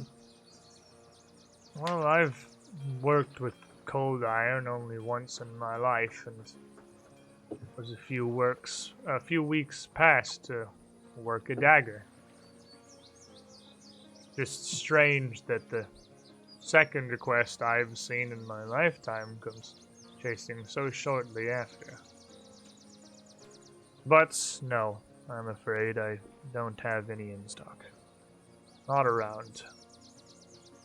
It's, well, not just rare, but entirely unheard of for farmers needing shovel heads forged of cold iron, so... Well, yeah, they're not gonna go smacking demons, are they? Where would I get some, or where would I find someone who does do that stuff? Sort of asking some of the merchant consortiums down in the ports or the dock masters if any's been shipped through or around.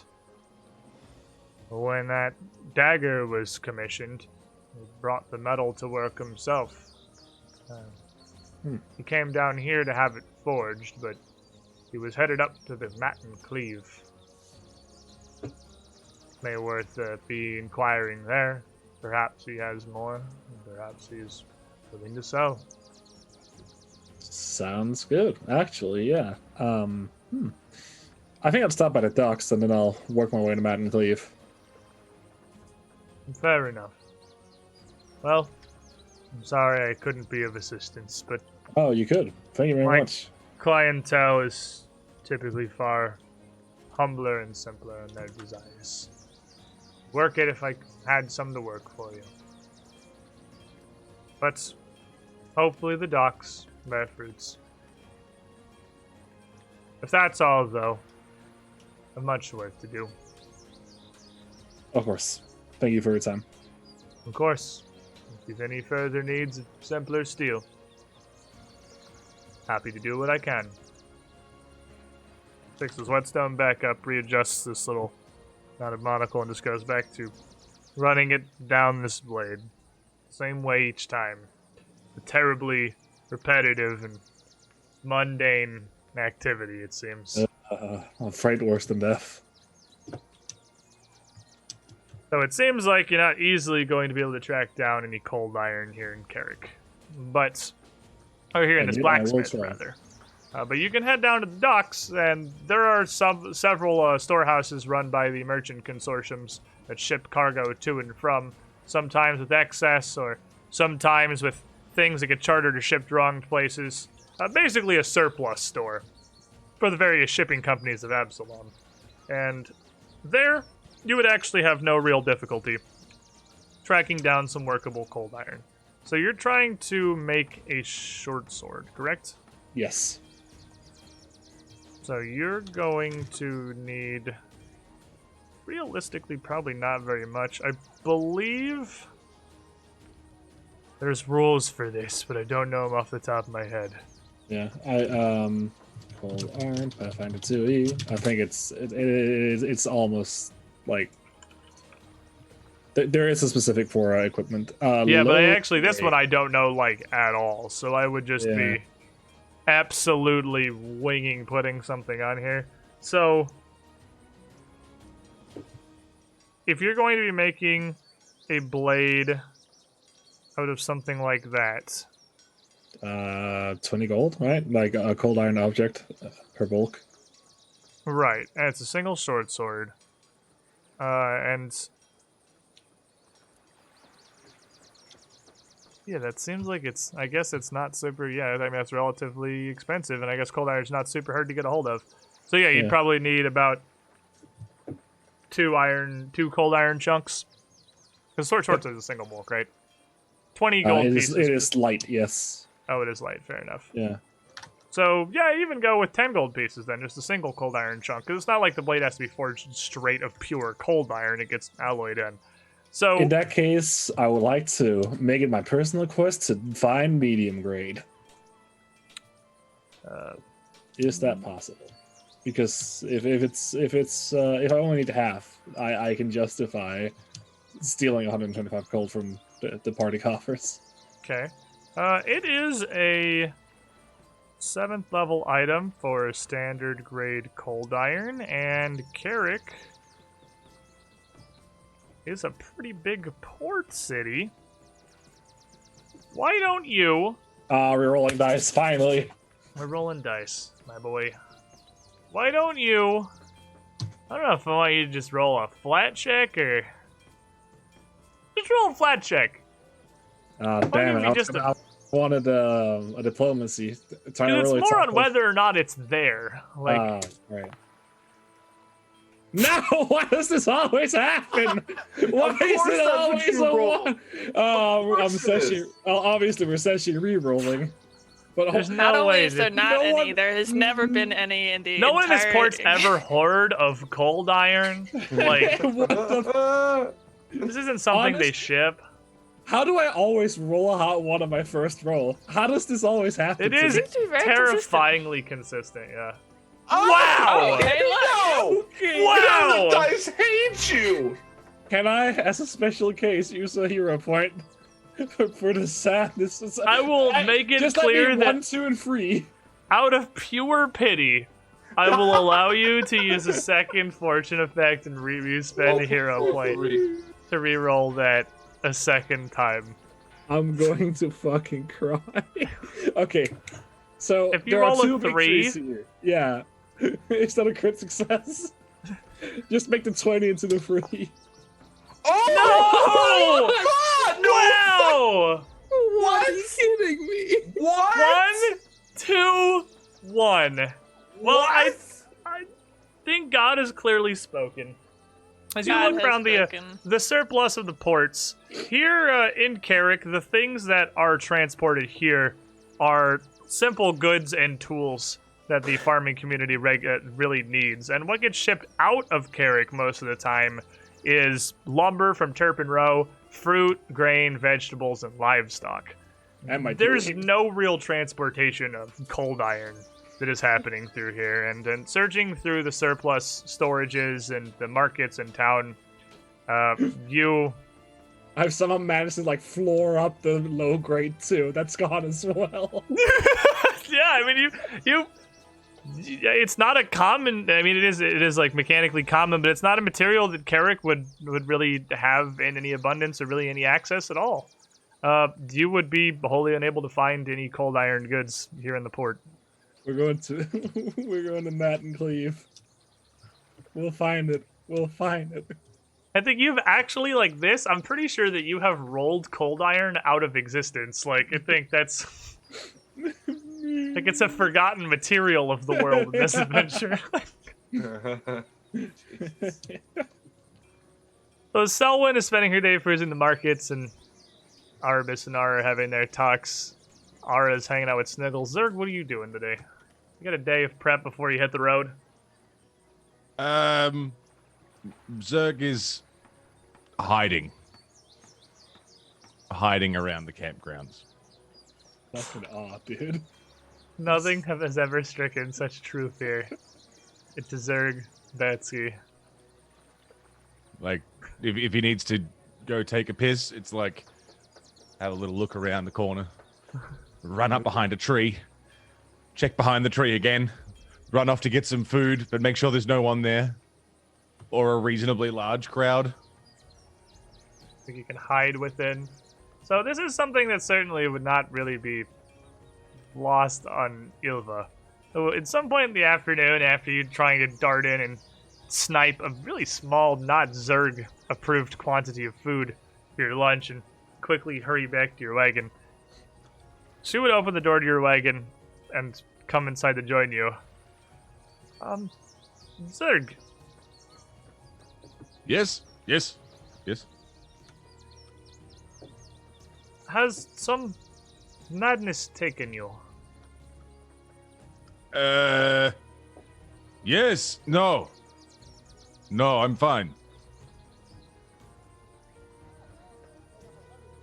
If I gave wrong impression last night, I was only trying to ensure that you knew.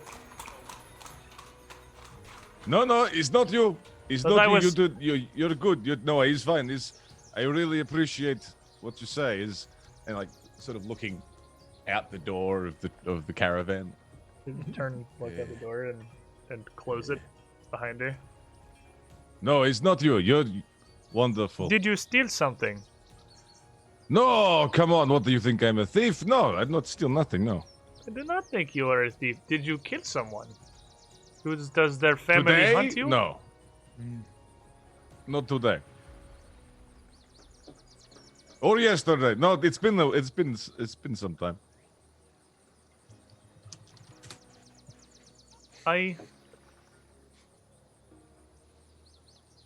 Well, if you insist, Zerg, I only fear you are acting, well, strange today. Okay. I just did like gauge how she's gonna react if I was to tell Ilva. Because big circus now is getting lots of attention. People recognize Zerg on street is something like a famous. Is very exciting. Very good. Lots It of money. is very, exactly as being famous. You have made an incredible impression on the people of this port. So, you know, I only care about you. You are for me, and I do not want anybody else. You know this. But sometimes with famous people think, oh, Zerg, I love Zerg. Zerg is great, even though I do not want this. How you feel about this? I feel as though I have never heard so little said in so many words. That... Did...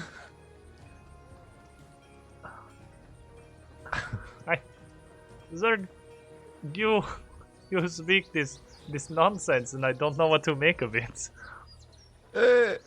How would you feel if somebody seemed to want Zerg, even if Zerg don't not want them? Oh, I am sure there are many throughout this town who wish they could have Yes. someone as mighty as Zerg Batsky. You wouldn't blame Zerg for this because Zerg cannot help this. He doesn't want this. It's not Zerg's fault. I cannot blame you. I could not blame them. I mean, look at you. It is a fool who does not lust after such perfection. Oh, you getting a little bit green blushy. Like, oh, you stop it, you stop it. You stop this. Okay. What Zerg, if? I fear you are... Here, let me... There is a story. You know that my people tell many stories. Many of what is on my skin is stories. But there is a tale of a man that is a story that is not ours, but one that I have heard and I have collected all the same. It was of a traveler.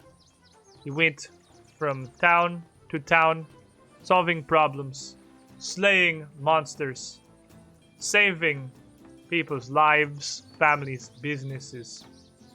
And he wrote a book down, like most people of the wide world beyond where I come from, to record his tale in words. His name, Zekin. He had many of these tales.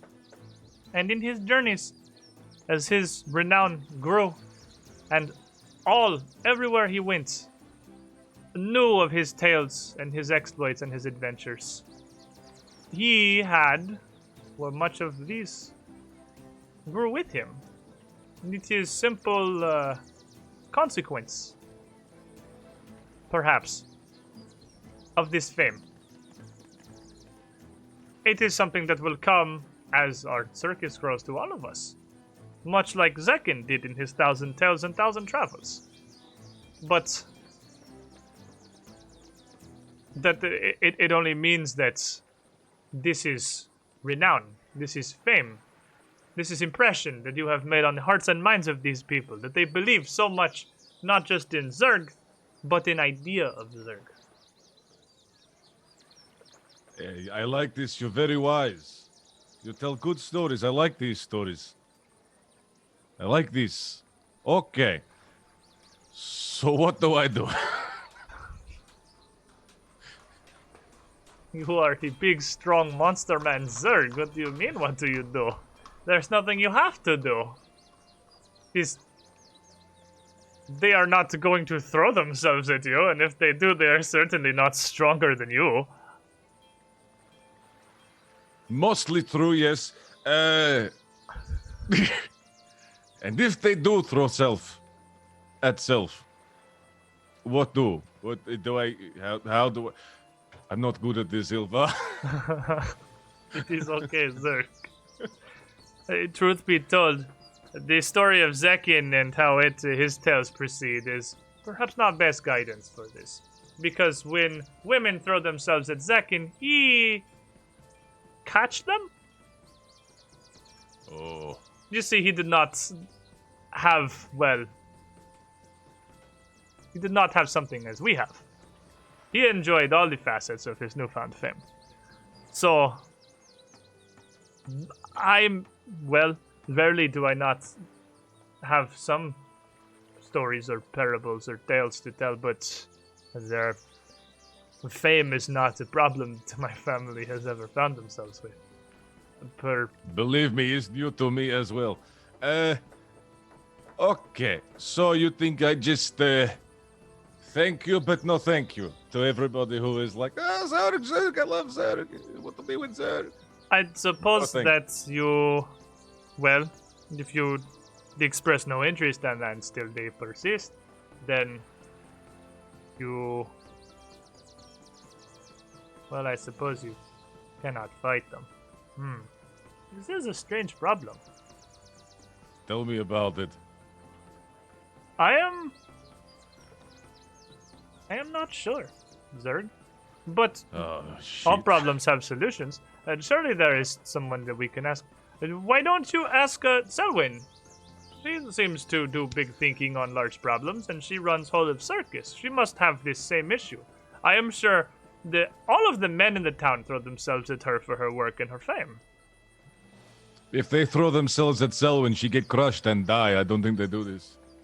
Very small. She is a But I small, see your point. strange gnome. Maybe not. Well, what about your friend with the wolves? What about Aramis? She is human woman, and she does the dancing for her circus. Surely the dancing largely used to attract interest and to draw mates. She must have this problem. Yes. Definitely. I think I go ask everybody what to do. They know more about this situation than I do. Yes. I ask for help. You're I very am good help. Sideshow. Thank you so much. My interest is simply being what I am, and the tails I have on my skin, my head, my arms, my back, all of the stories that have been inscribed upon me. I do not attract the same awe as you and the rest of the main performers. They perhaps have better answers for you. Yes. I go get answers. Thank you so very much, Ilva. You're the best. You're fantastic. You're the best. Best Do thing not that ever worry happened to yourself Zerg. so much on these problems, Zerg. It is not as though they can force themselves upon you. Very true. Sometime you'll have to tell me this story again, and I'll slap her on the ass, and out we go. Back in control, baby. And I suppose there, as we have the rest of the day here to ready our things, get our caravan riled back up, the tent pulled down, the wagon's ready to hit the road, following Oath Day. It's a good time to take our break. We take our stream break, go get some snacks, use the bathroom, while our characters finish their travel preparations, readying themselves to hit the road when we return. To leave Carrick, head outwards to Matt and Cleve, the greater adventures, and see what we can find. Stay tuned, everybody. It's amazing how many problems we can set forth without having to roll any dice. And it's amazing how many problems the dice will make immediately by being rolled. So Three maybe of the them. secret Come on, is to man. roll as few dice as physically possible, and that's how you play heart. Pathfinder. I'm going to cry. We'll be right back, everybody. Don't go too far. Here's some highlights, at least, to enjoy while we're gone. We're dealing with in Carrick. It's a far cry from having to, murder Mistress Dusklight and fight a shitload of trogs and demons and stuff. This is very different. Zerg specifically dealing with some very different problems these days. He's having a lot of issues in character. Got him. But as we return, another day passes, and as the sun rises on this Oath Day afternoon, it's time for us to make our adventure out to Matt and Cleve. It's only going to be like a day journey, so it's not terrible. But that said, it is a bit moist outside. The morning brings with it some mild showers, more than a sprinkle, but pretty far from a downpour. And as you finalize your stuff, ready your wagons, make sure everything's packed and prepared to go, it doesn't seem like it's going to instantly let up anytime in the immediate future. But such is life. We can't control the weather. Not until Arbus gets another couple levels, at least. And then Spoilers. So, you ready? round up the wagons, and introductory letter in hand, head out onto the road. Let me bring us back over to Ye Olden Swardlands map. We're on the Swardlands map, but this is the Swardlands. This is the Don't Doodle on it Swardlands map, which is different from the Doodle on it The Swardlands game map. version. You are going to be making your way up the Verdant Passage here, out of Carrick, along really the only actual road that cuts through the Swardlands, because it really is just a big scattered farming community. They've got farm paths and trails that wagons can make their way down, and carts can bring goods from the outlying settlements, but it's not like a road. Merchant caravans don't make their way up and down it. They're not typically really heavy use. This, however, gives you a great opportunity to just, well, and it's even much more of a road than anything you would have had on the Isle of Arran outside of what was passing through the main thoroughfare of Escadar itself. It's nice. It's easy, it's very green, and it's coastal. It's peak wind and the waves experience as you make your way down through the lightly wooded expanse out of the town of Carrick and towards the bridge that crosses the mouth of the Husna River as it lets out into the inner seas itself. As you go underway this morning, what's everybody doing? You got a big old caravan. Right? So you have, at this point, dozen and a half, 2 dozen different wagons with either some of your talents or a whole lot of your supplies, all the things you need to set up your big top, your merchant stands, your tickets, all have to do your acts. It's a pretty big operation. So what are you all doing as you move this massive caravan down the road on the way to Matt and Cleve? Selwyn, what is your job, I suppose? Mine specifically, I am in my wagon, and I am working on branding. I'm trying to figure out a slogan, and like the something nice and inviting, something to bring people in.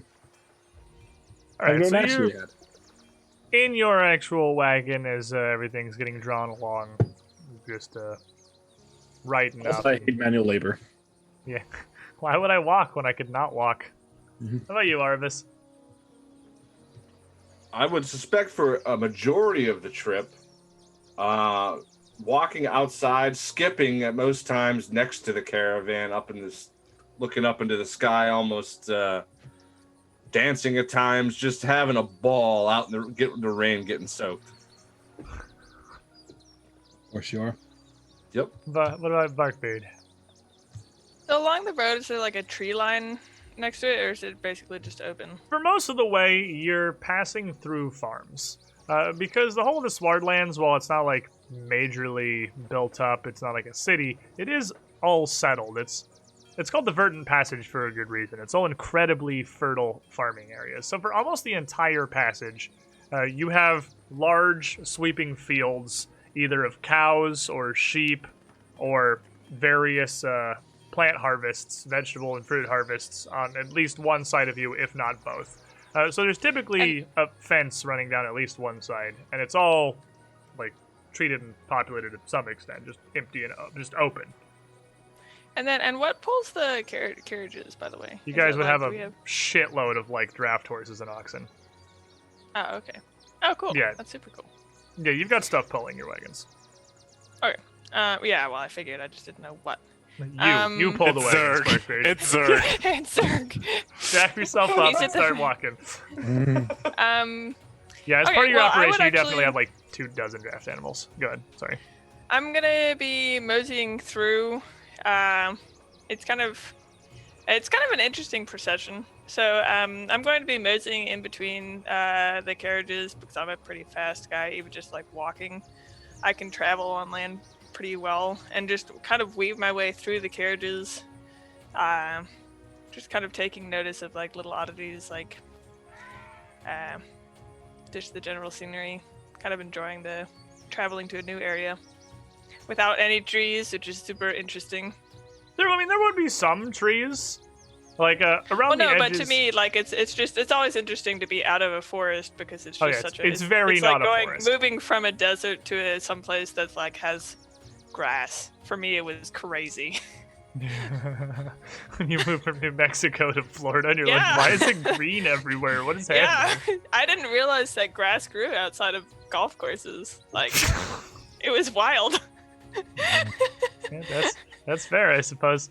Yeah, there would be some scattered trees throughout because even with the farm areas that are fenced in, a lot of them would have some growths of just little copses of either massive oaks or just smaller groups of trees that just bordering the edge of their land, just kind of as a barrier itself around the edge of a lot of the farmsteads, or to provide shade for the various livestock that are roaming the area. So it's certainly no forest, but it's not completely devoid of trees either. Yep. Ara, what are you up to? Ara's actually up with the lead wagon. Who's ever driving that, he's sitting next to, keeping company. Yeah, I mean, the lead wagon realistically would be Selwyn's, because she's the ringmaster, so she'd be at the front of the profession. Yeah, the perks of the office. Yep, he's riding with the lead wagon, not inside it. Yeah, like Thank God. out, like with the actual driver. Yep. How about you, Zerg? Zerg is muted. Zerg is eyeing Asha's. Elephant's mad. Yeah, just eyeing that, and like sort of just sidling along, walking. Got to keep fit. Watching the elephant that's back behind you just doing elephant stuff. It's kind of the corner of your eye. Just like Now, it would looking. be... Only No, one we- dressy mammoth in the room, so to speak. It would be relatively split. Of course, someone's not the only one riding in the caravans. A lot of the whole point of having wagons is that so a lot of people don't have to walk outside, and especially with it being raining.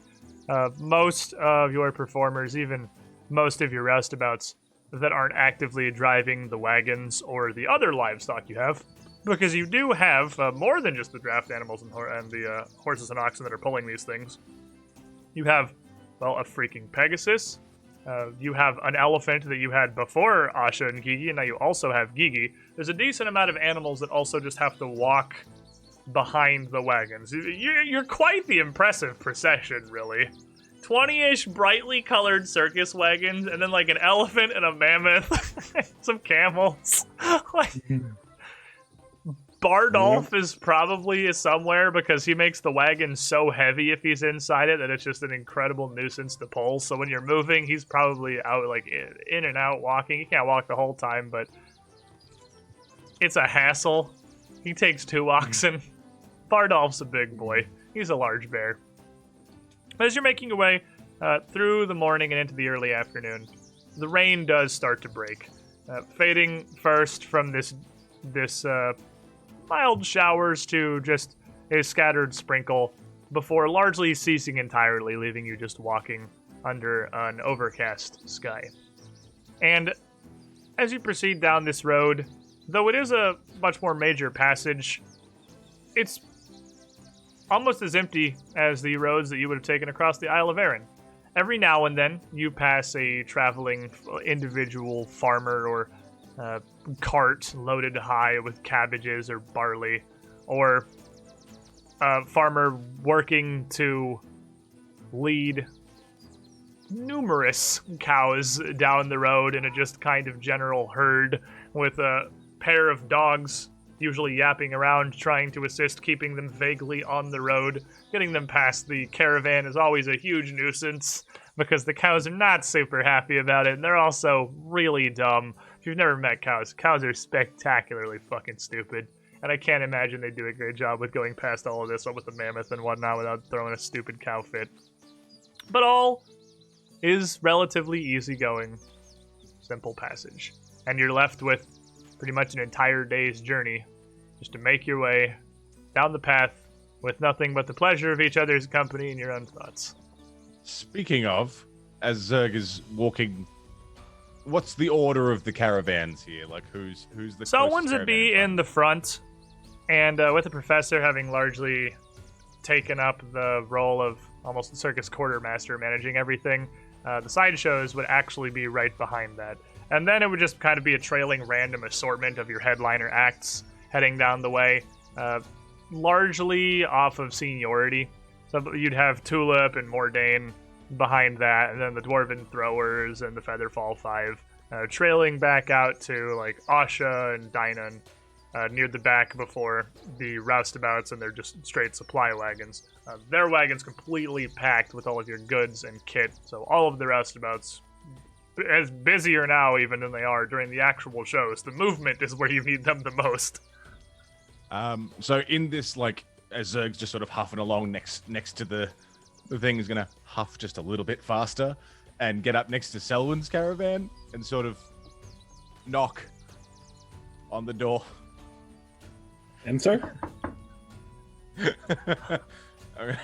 Just sort of jump in and let myself in. Hello. Oh, sir, this is a rare pleasure. What can I do for you? Hey. Oh, please sit down. Yes. I'll get up and like move some of my scattered notes, like it's a mess in here. Even sitting in Selwyn's caravan, I'm kind of.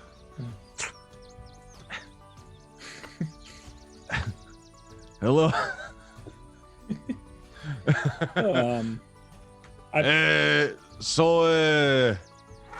I have a little problem I need some help with.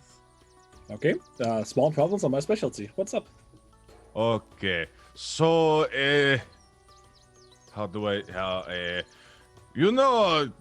Ilva and me are you An item.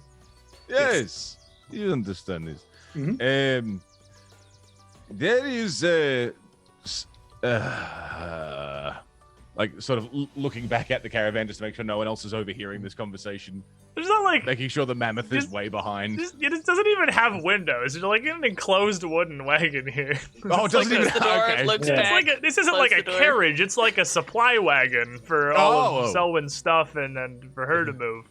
These aren't like ye olden Victorian carriages. Like, I'll open the door, then look back out, close it again. You seem distraught. Yes. Okay. So There's nothing up between the two of you. this me and Ilva, and there is someone else try to want Zerg, but Zerg over here with Ilva doing like. Okay, and that's Zerg does not someone- want this person. right, and that someone is part of the circus, presumably. That doesn't matter. We don't need to. What do I? If they were part of the circus, perhaps how help, please? Okay, you want to be with Ilva still? Yes, Yes. that's the correct assumption. Do you see this person as a friend, a colleague? Both. Oh, friend and colleague. Okay, so it is part of the circus. I'll give you a little cheeky grin. And so, what's the issue here? She's or he? Not, I don't judge. Could be either one. Doesn't matter who. Yeah. What's happening? What's the advances here? They want Zerg to be doing the sex with them, and Zerg does not want to. Oh, okay. Have you tried just saying no? It's a little tricky. How so? Zerg is scared to say no to them. Well, and I'll think for a second. It wouldn't happen to be Yasha, would it? Shh! Don't say this. Okay. I didn't say this. No, of course not. It could be Barkbeard. You don't know. Shh. I sincerely doubt it's Barkbeard. Even you are not that tasteless. Hey, I'm irresistible. Okay, this is problem.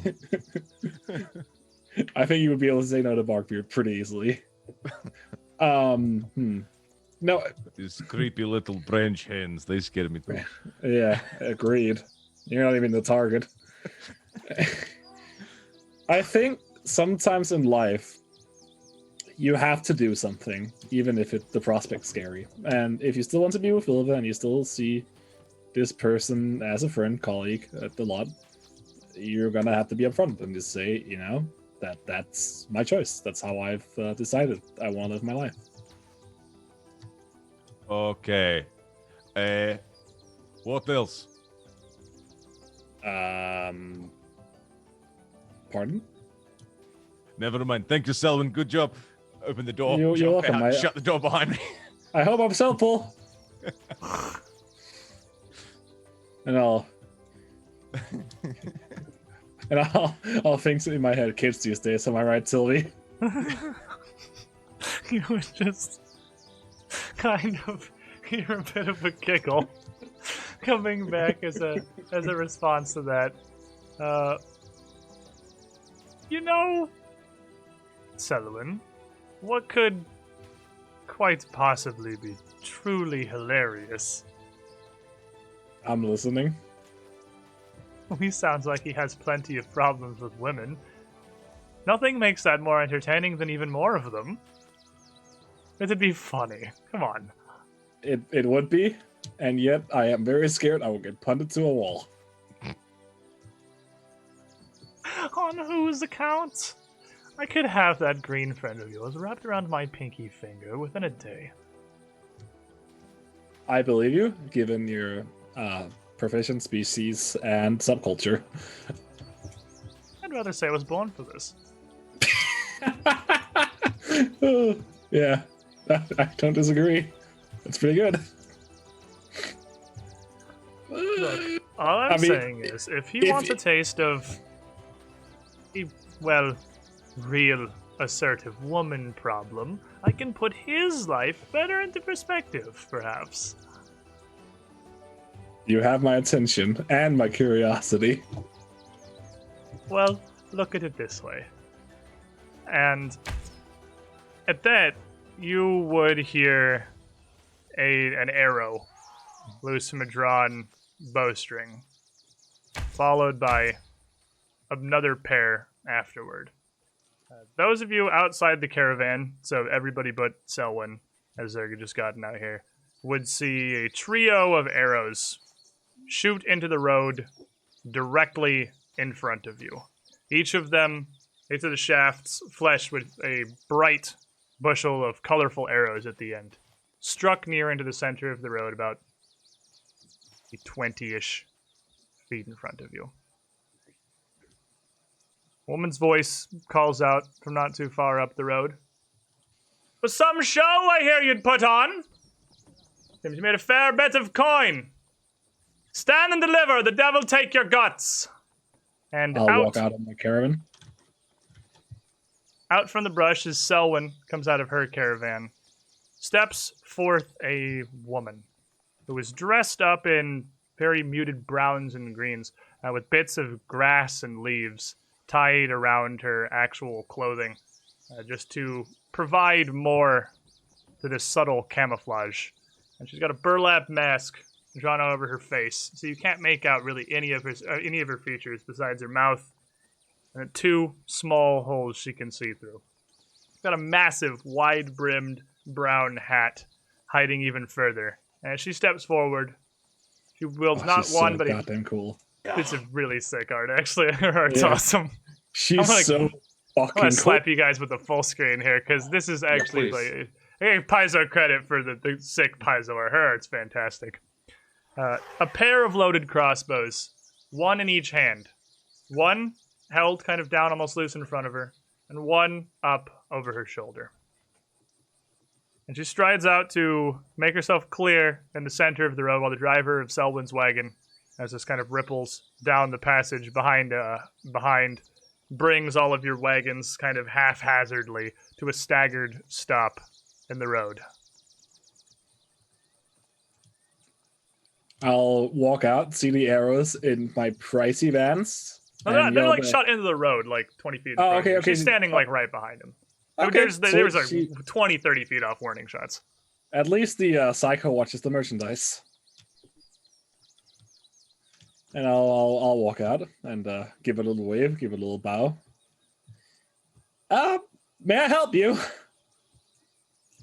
I'm certain you can. Hand over your cash box, or what's left of it, and there'll be no trouble. This need not be the scene of a murder, after all. Looks like quite an expensive operation you have. I agree, except not in the way you probably think.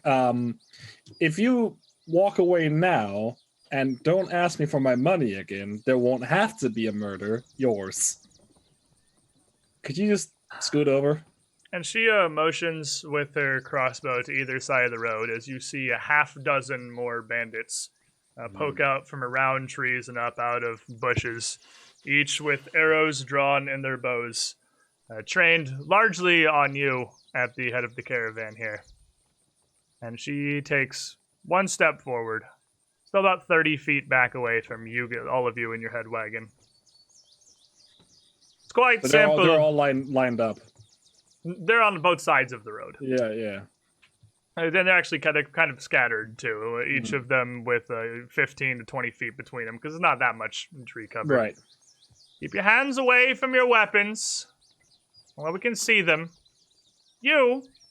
She points with a hand crossbow down towards Selwyn. If you're so eager to talk, you can be the one to fetch us the coins. Selwyn, What? what are we doing? Well, if they exist, I can. Selwyn, Or what? what are we doing? For fuck's sake! Excuse me, one moment. Selwyn, God damn it! is this a friend of yours? I rather No. think there's not much to discuss. It's a fairly simple situation. And hell, if I'm going to put this much effort into it, drop your purses in the road too. I don't. I just yell, I don't have a purse. I also do not have a purse. Come and get it. Don't have purse. If you could just train those two crossbows on me, one in each eye. Chef's kiss. Now, you're making me two bad offers here. One, you want to take my money. Two, you want to take more of my money. Keep your show. Will bring no harm to you, your goods, your animals. You can make more on Mountain Cleave down the road. If you're as good as we here, should be easy.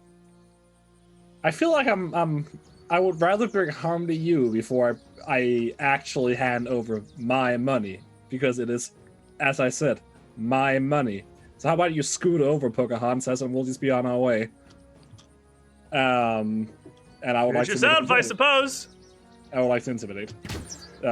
Group coercion. And you are if gonna I'm be. allowed. You can give a group coercion before we roll initiative here, because unless if you spectacular mode this, maybe. All right. But she's at the shoot phase of the engagement. I mean, here. realistically, I would be too. So let's bring us over here Excuse me, character sheet. Would you like to open to a today? nice map. You can also just hit C. Oh, I'm that's trying. nice That's map. what. That's not what's working. That is Oh. what's not working. Sorry. Reload page. Oh, what a nice map. Spectacular idea. Character sheet. Up and running. There we go. Thank you. You're a genius. My spirit's really initiative already. Well, he Calm knows down, when it to doesn't roll do another anything two if I haven't ones. started combat yet. Damn it! Oh, I thought I was okay. just about to too. I didn't realize we're supposed to wait. Oh, it actually does. That actually did put it on there. All right, a 39. Good God. Use your dice. It Hey, is. 39. With your group coercion here, is absolutely going to make an impact on the group in front of you. So you are what, a master? I am a master, which is 8 people. So you can group coerce everybody. That's gonna be enough. It's not demoralize. It's to coerce. No, them. it's not. It's gonna bring the woman to the head of the road here, leading these bandits to firing. But the rest of them are going to be shaken enough that I am definitely going to give them all a -2 on their initiative, as they are not super into the going because this tiny gnome is weirdly freaking terrifying, Nice. and they don't want to get super murdered. With that, though, I do need everyone to roll me some initiative. Hell yeah. And then let's see. That's perception. Okay, click the right button. Oh, I get the crossing out is everyone who's rolled, so it's showing me who hasn't rolled yet. Oh, nice. So many big dice on the screen. I can't stop it.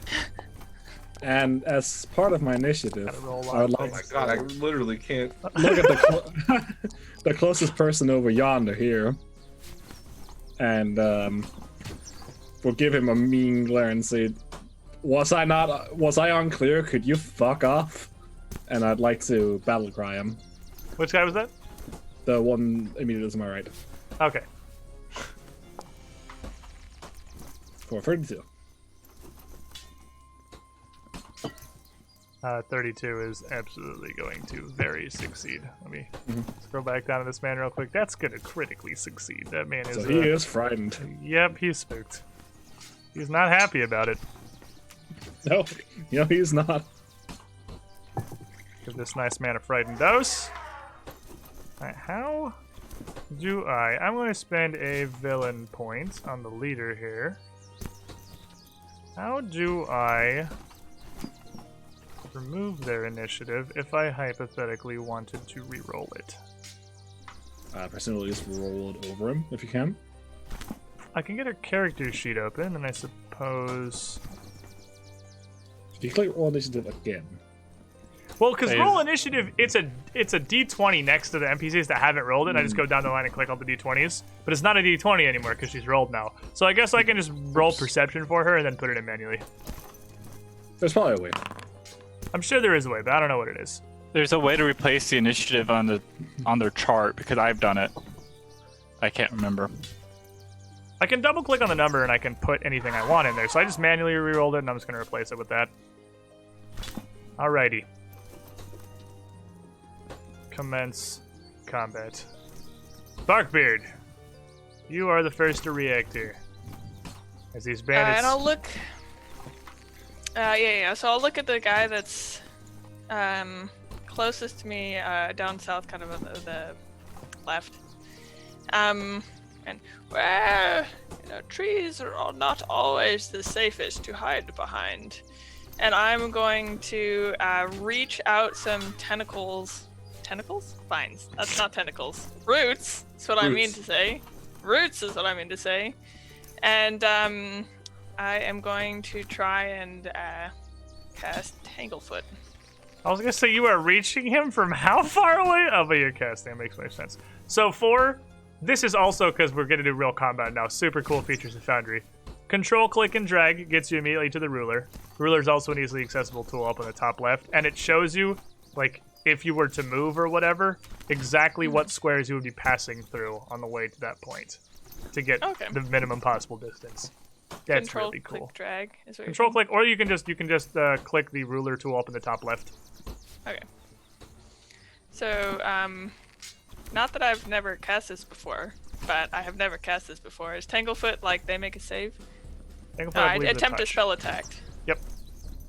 If you gotta whap them with it. Okay.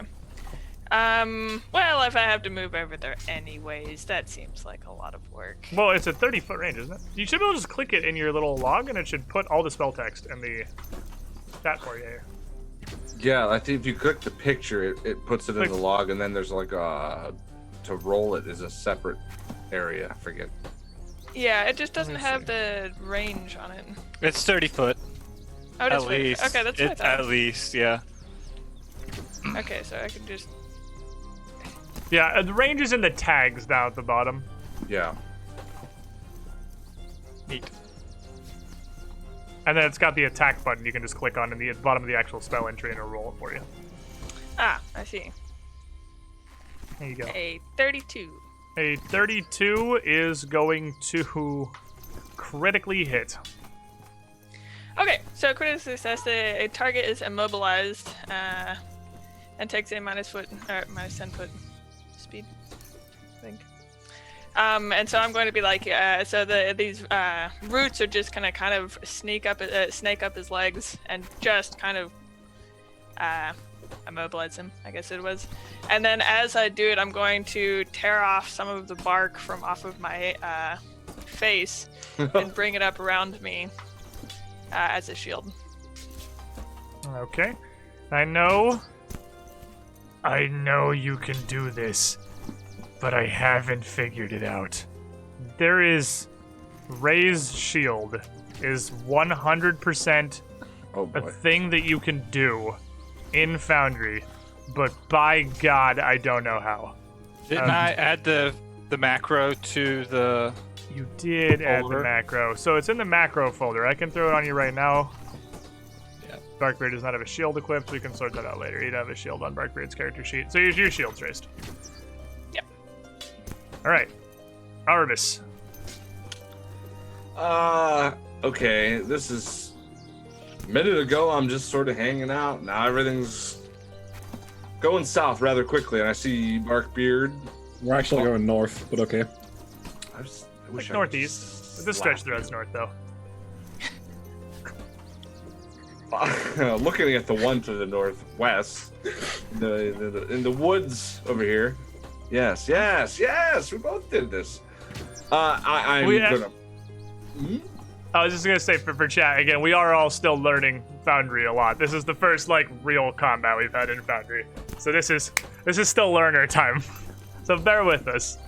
This platform is super cool, but it definitely is a learning curve because it's very different also. Casing the surroundings, hands out to sides, narrow my gaze on the guy up here to the northwest. Swirling dark cloud and a crack of lightning as I attempt to surge him. Huzzah! Alrighty. Does it roll? It did not. Okay, It should but be... yeah. Oh right, because Okay. it's not an attack. Yeah, there's the damage. The damage button is there. Yeah. So then that's you do, good. that puts in the chat, and then you click the damage button. I was just trying out the hot bar to see if it worked, and it does that. Okay, and then I click the damage button, and we got that. There we go. That's cool. He is going to make a reflex save. He is going to get a 25, which is a fail. That's a fail. Clumsy 2 for 1 round, and it's 5 persistent electricity damage at this point. After I hit him with that, I'm gonna pull up my shield. Do the same thing. Raise shield. Howard. All right, now you have a shield on your character sheet, so you can use the raise shield macro. It's in the macro folder, and it will give you that little icon that will change your AC and your token and everything. Okie dokie. And then you can, I forgot this on Barkbeards, you can end your turn. You do that now. Correct. I can. End turn. Bang. I think. Alrighty. So this bandit closest to the leader, up to the northeast here, he is going to... he's already got his bow drawn. It's not even he is going to draw his bow. As he raised up briefly to just as the show of force, hoping you would all stand down. Clearly you have not. So he is going to first attempt to hide again, concealing himself back in the brush.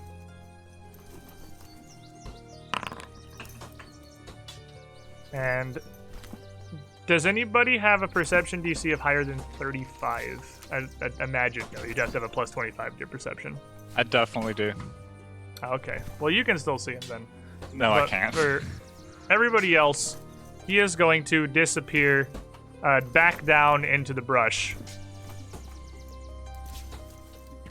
And then arrows are going to fly forth from this brush. He seems to be very well trained at this kind of hide and strike tactic, as even as the arrows fly forth from his position of concealment, it's not immediately apparent where exactly they're coming from or where exactly he is. This first shot is going to fly towards Selwyn for a 30 to hit. That is a hit.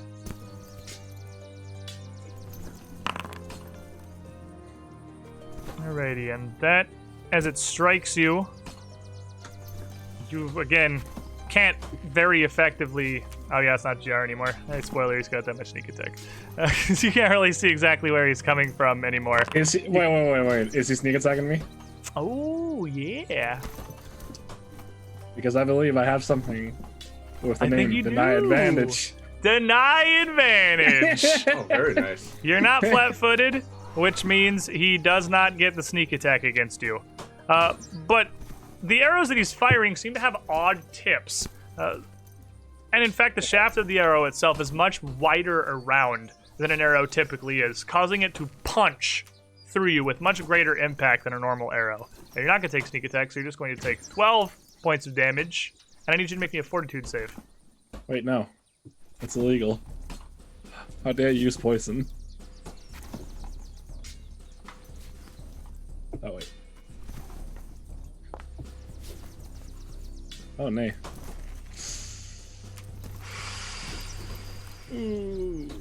Alright, poison me.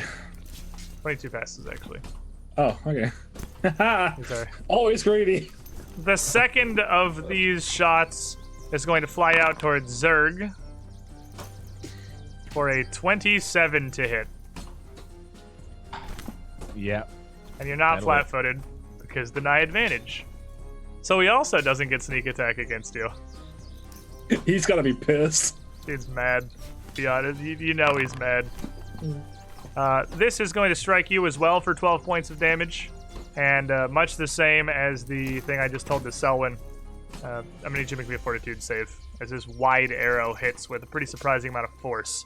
The trade-off is it doesn't pierce nearly as deeply as an arrow should. Hang on, just trying to figure. Is there a quick way to remove health, or do I have to math it out myself? I did it. He's Oh, you doing did it for me. Oh, Yep, you see how I rolled the the damage, then I selected your token, and I just applied the damage to you. There's no numbers anymore. I just Oh, that's fun for you. Damn. That's great. Okay, yeah, it's so actually, and then you can highlight yourself, and your fortitude. bar has been reduced slightly. Yeah. even less. 27 on the fortitude. I like At those 27, guys. as this hits you, you two aren't going to suffer any further effects. So this guy is immobilized against the tree and bleeding on the other side of the road here. He, too, is going to try to duck back behind the tree for cover and take cover and hide himself. But first, he's got to get himself out of these tanglefoots because he came out into the open. So he's going to attempt to escape from this tanglefoot, which I believe is against your spell DC. With a 24. I have no idea what your spell DC is, Markbeard. My spell DC. Oh my goodness. It's much more complicated than I thought. It's 21. Oh, 23 for your 23. arcane spells. Yep. So he is going to succeed. He's going to manage. He's still bleeding from the, electricity that blasted him. But he's still clumsy. But he is no... Oh, he's not the immobilized one. I'm stupid. The immobilized one's at the bottom. Yeah. That sounds Dang fun, it. yeah. It's a very similar icon because he's clumsy and it's the same foot. I thought it was the immobilized. That was on me. I screwed up. So he's actually just going to take cover. Then that instead... I'll just use the same roll. Would be a 24 to hide, which I don't know whose stealth DCs that beats. Or perception DCs. Anyone have a perception modifier of lower than 14? Me. No. Stupid noob. Is it everybody but Selwyn? Yeah, No, mine's- that's Aura. I have a higher. That's why above- everybody but Selwyn doesn't have plus 14 I've got perception? 15. Oh. Yeah, I have 15. I'm If above you- 14 as well. Zerg Yeah. should have a high one too. Yeah, I think it's just Aura who's lower. What is your perception modifier? My perception modifier is 13. You dumb potato. Well, you can't see him anymore, but everybody else can. as he ducks back from cover here, he is also going to loose forth a pair of arrows. The first towards Arbus, as she is simply the closest, striking at you for a 34 to hit. Ooh, that hits. Yes. You can still see him, so he doesn't get sneak attack damage because he didn't successfully hide from you. This arrow is just going to catch you for 13 points of damage. I need a fortitude save. And while you're rolling out, the second arrow is coming out towards Aura. This is against your flat-footed for a 25. 25 is gonna hit. 32 fortitude.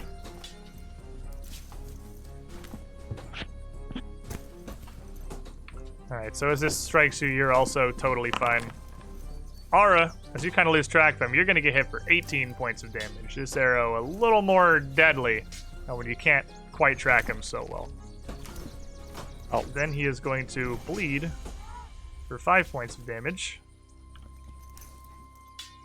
Well, not bleed. He's covered in crackling lightning for 5 points of damage. Oh man, this is so nice. Clumsy's automatically included. Like, I don't have to do anything. That's nice. Feels good to be on Foundry. I know. Feels good to not have to do a bunch of mental math. The leader of the bandits is going to quickly dive back into the shrubbery she'd originally been hiding in and attempt to conceal herself as well. And she is definitely going to disappear back into this brush for a brief moment while she takes the cover in there. And no bolts fly forth. No shots immediately sail out from this shrubbery. What she's doing in there, unclear, but she's letting her men handle it for now.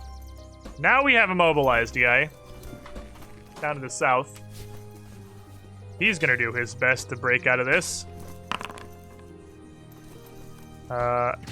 His first action, he's going to, with a 31 on his athletics, wrench himself free from this tanglefoot, from these vines, a strange spell.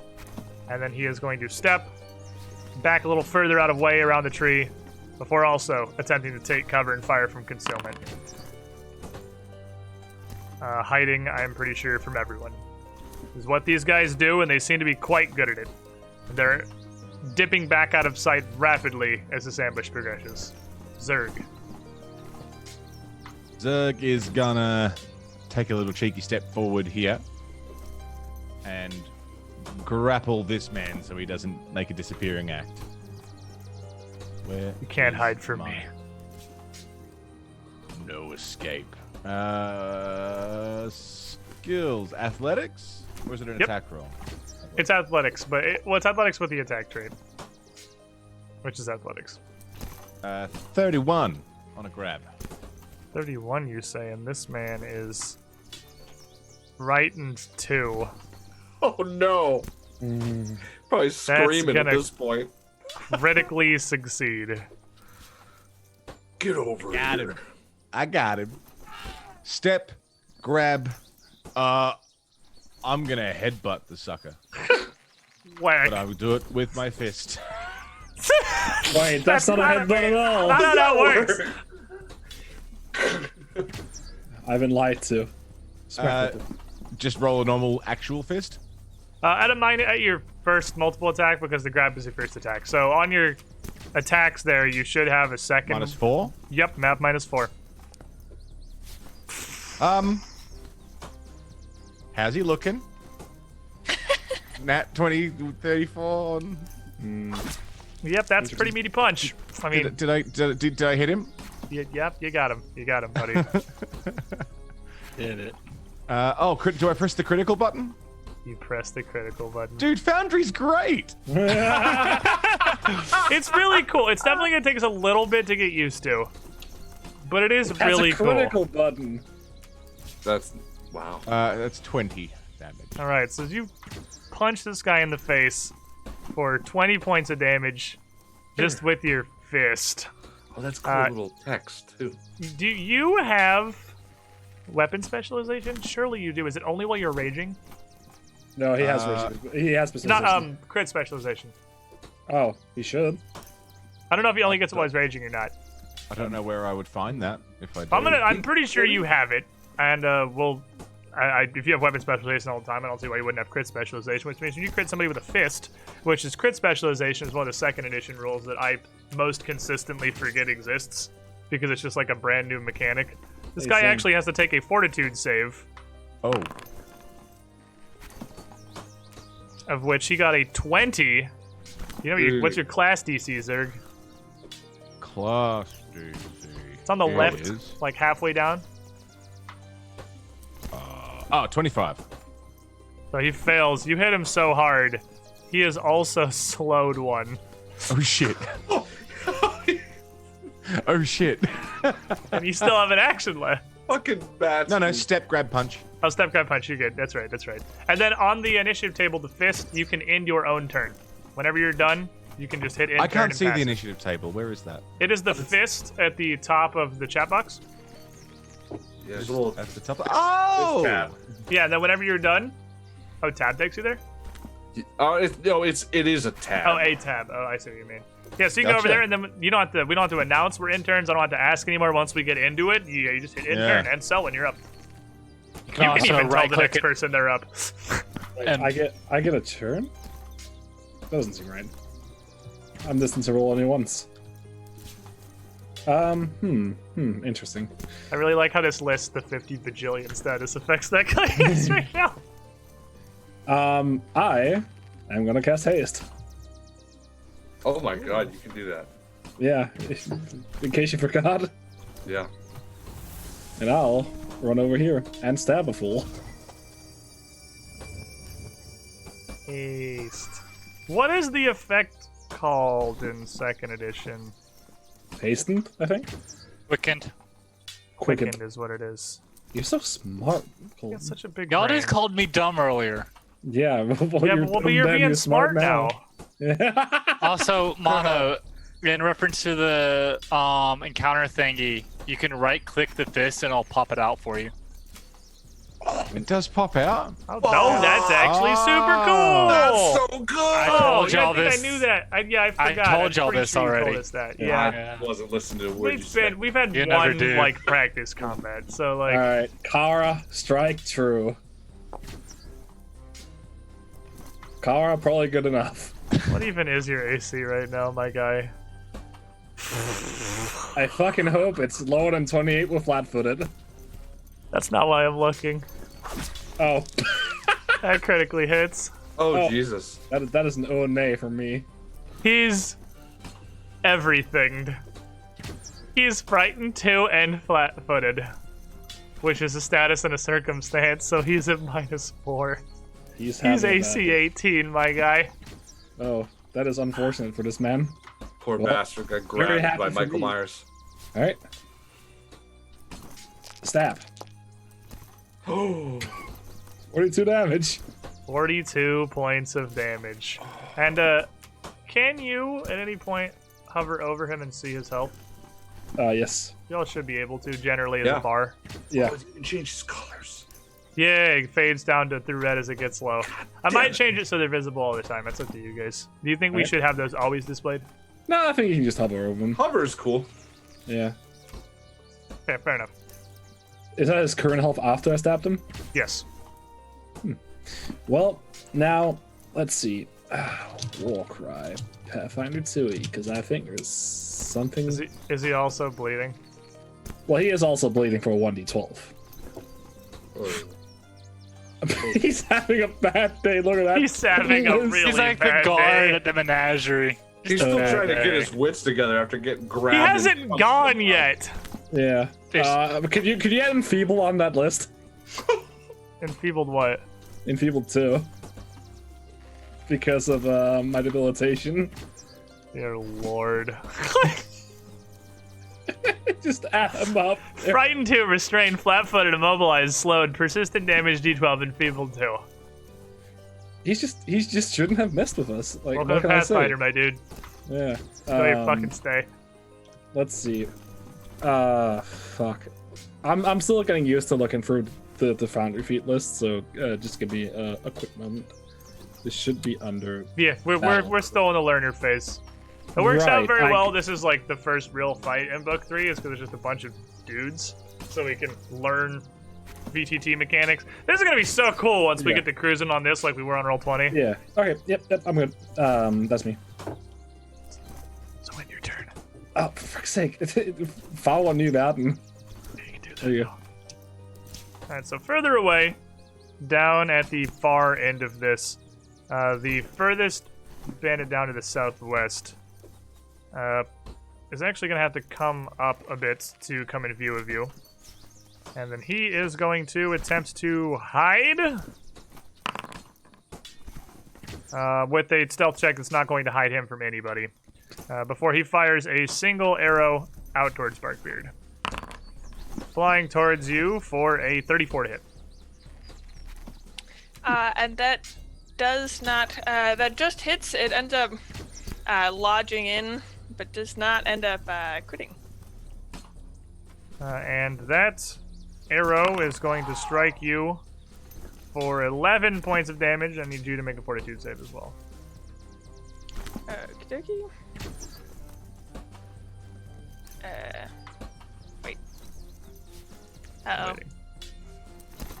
What? How What'd you do? do I... Oh, here we go. I clicked expert instead of rolling it. 28. Yeah, you're completely fine there. Finally, it is time for the guy who's doing his just absolute best here. So, we've got a lot of things going on here, but he is restrained. So the only thing he can attempt to do, first of all, is try to get away from Zerg. So You can try. he's gonna make an athletics check against Zerg's athletics DC. And he is gonna get a 17. Does a 17 succeed? Where's my athletics DC? Where is that DC? I can't find it. Where is the DC? Skills is one of the tabs, and the DC Skills is tab. going to be your modifier plus 10. Modifier. So the plus next to your athletics, it's 10 higher Oh. than that. Oh, 29. So he critically fails, Yeah, he ain't moving. which means he doesn't even get to take any more actions. He doesn't even get a turn. He doesn't even get to try again. But he does just- get to bleed. He does get to bleed. A lot of this stuff ends, but he is going to bleed for D12. Woohoo! 11 points of bleed damage. At this point, that guy is just hanging on. Ara. See him. I want you to know, I've been watching your Saturday streams for the past couple weeks, and I've had a real bad itch. Oh no. Gonna do the hat Oh crap! centered right there. Not the ones. No, okay, so don't tell me that. Over on the left, that second category, that L-shaped ruler, is templates. Wow, So wow. go ahead and take that template, click wherever you want the center to be, and there you go. That's where your fireball hits. Did I say it was a 5th level fireball? It's a 5th level fireball. You need no words. Has anyone ever cast Fireball at a lower level than their highest? You're right. Probably not, no. So, this guy over here is going to make a reflex save, the one that you guys can largely see. Shit. He is gonna get... You can just select and delete it. 28. He... Oh, does a not loser. have evasion. Oh, he's sad. So that's why we have this take half button. How cool is that? Takes 24. And Bennett later, though you can't see her, you're pretty positive is in range, and you're pretty right. Her Jeez. cup is getting blown up. Literally. Yeah, she is actually gonna get 23. do it. Yep, she's gonna get 23. Take that, Vala. The And cover then, just got deleted. There's like that Monty Python sketch, How Not to Be Seen. where'd my character sheet go? Oh no. Come back Press to it. me. Press There we go. I'm lazy, and my other hand's on Aura. I'm channeling him right now. And then this guy I can see is going to get the good old-fashioned, my favorite spell in the book, Elemental Toss. Ooh. For a 31 to hit. 31. 31's gonna critically hit. I didn't. So, I didn't press a crit button. I don't have a crit button. So But I'll it is just... 21 damage. Oh, it's not double? It should be double, but I don't have a crit button. So it should be 42 damage. Yeah, that's what I was asking. So he's gonna, because there is a double button right there on the damage dealing thing. Ah, buttons. Oh my And god. oh boy, he is not looking good at the moment. That man, He's having a tough life to be sure. And I press the button that says my turn is over. Yeah, Barkbeard. Yeah.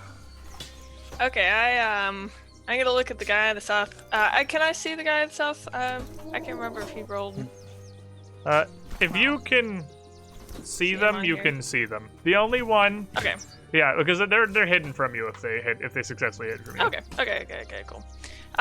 So I'm going to start rolling the roots through the ground. I start kind of moving his direction, and as I move his way, the roots start going down deeper into the earth, kind of creating a trail behind me.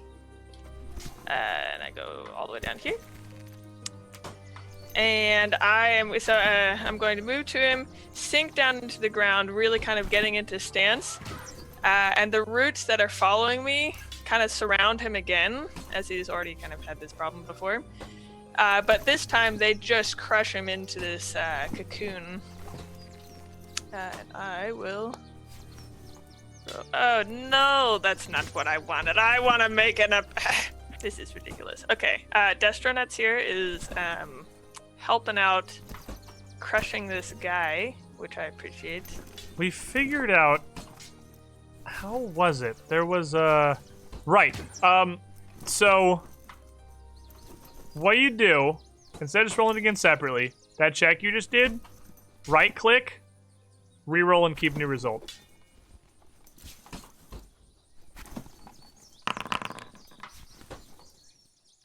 Okay. Neato. 27 is going to succeed. Okay, and as they kind of twist around him, instead of him being able to like stay on the ground, I'm just going to kind of spin around and throw him back towards the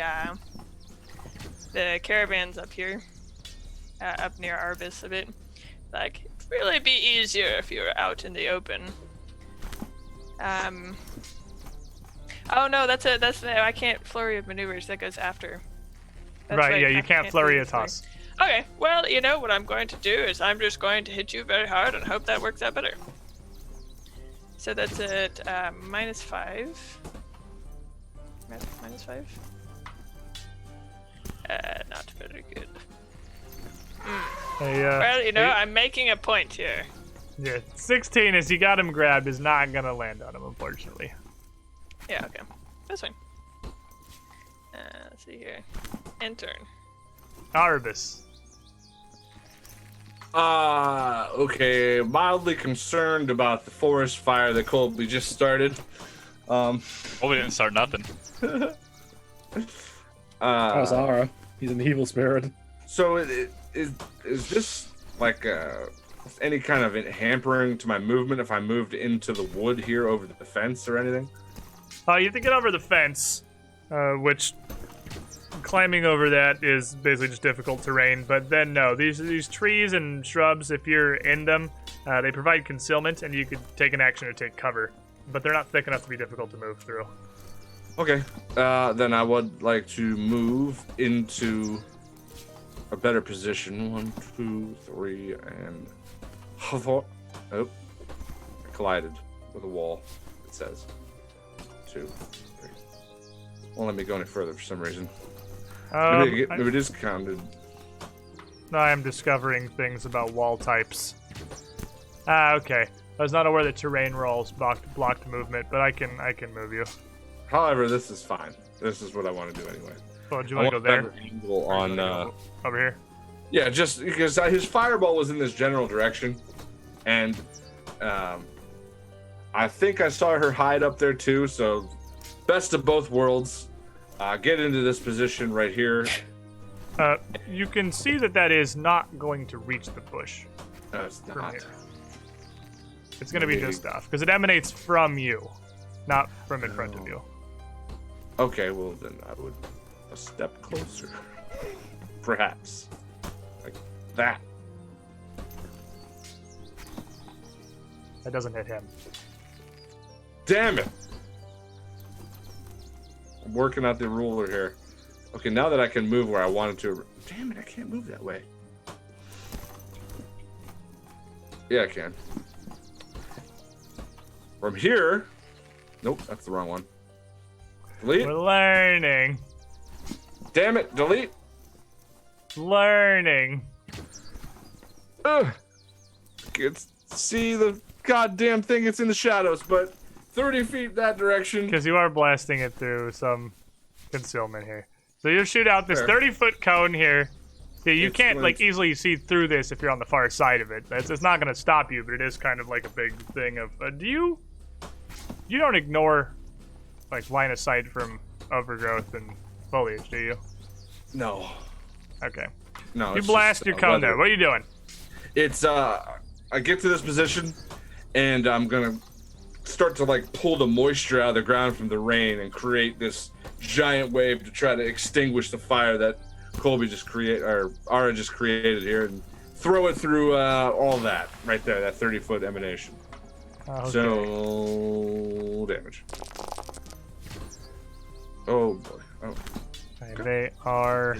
There's no save. I don't think so. Wow. It's a pretty cool spell, right? It doesn't say it as a save. That's weird. It is. It's just not listed in that spell text for some reason. It's reflex. I was like, surely it has a reflex save. It is in fact a reflex save. Why did they not put it on there? It's weird. I'm not sure. Weird one You from can the other edit thing, it. maybe. You can edit yourself later. Okay. But certainly, regardless of, well, he could critically succeed. Can always critically succeed, my boy. Nope, that's a 25. Ooh. I won't do it. So as that strikes him there, how do I find which guy he is on the initiative table? Surely there's an easy way to do that. He's gonna go down. And whatever minor bits of sparks and fire might have been started by the blast of this fireball are gonna be quenched quickly by this massive surge of water. Yeah. That's me. Oh, I got it. And okay. And then this guy, out over yonder, arrows are going to continue to fly forth from this covered position by the side of the road.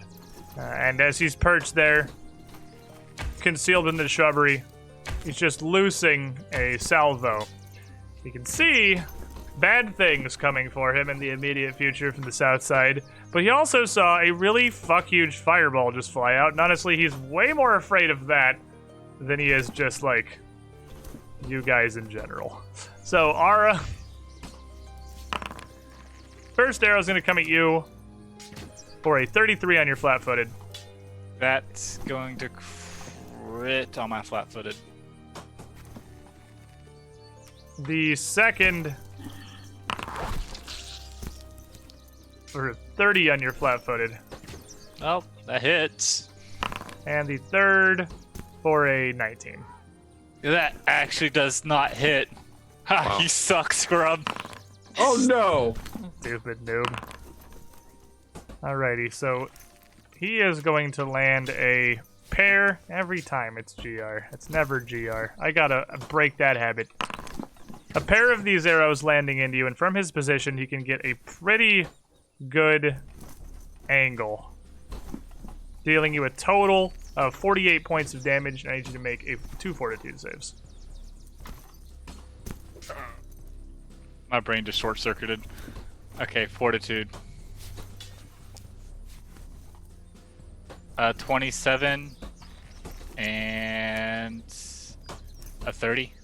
But even as these strike you, they may send you reeling, but they don't really slow you. Do I have an general idea where those arrows came from? Yeah, they came vaguely from the cover over here. But he Target seems fire. to be pretty well practiced in using this cover, and even firing this whole salvo does not reveal his exact position. That's fine. Their leader who just ate a really meaty fireball and she's not super happy about it. I'm not happy about it either. But you also can see there's a huge problem happening over here. Is going to rise from her cover, loosing a pair of shots from her paired hand crossbows, firing down towards Selwyn. And she is denied advantage equal or lower or lower? Equal or lower. Okay, because she is also 9th level, so you are not flat-footed to it.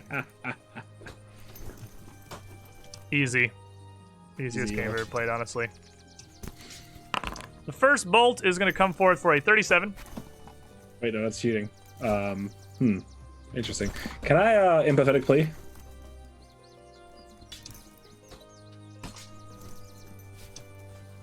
Yeah? You haven't done anything to her. Yeah. Well, you're brutally murdering her friend. Well, yeah, but I'm not doing anything to her. Like, come on, man. It's my birthday. It's my birthday. 32. That's against her will DC. Yes. That will succeed. Alright. That is 8 damage lower. I'll never 8 hit it. damage lower? Yeah, it's really good. Okay. 2 at trained, 4 at expert, 8 at master.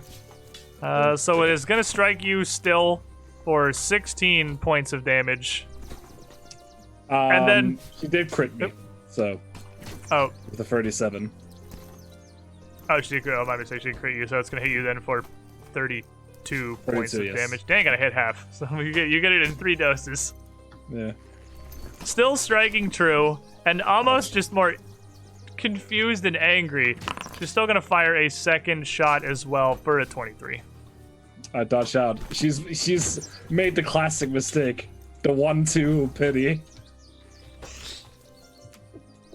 And then after loosing both of these, she kind of flips both of her crossbows down towards her hips.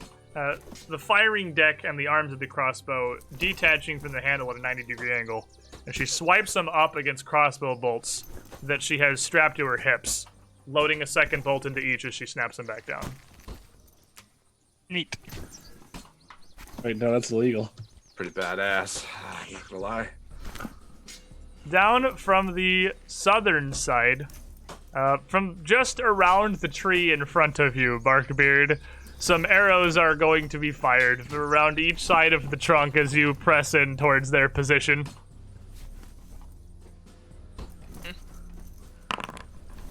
The first, striking out for a 31 to hit.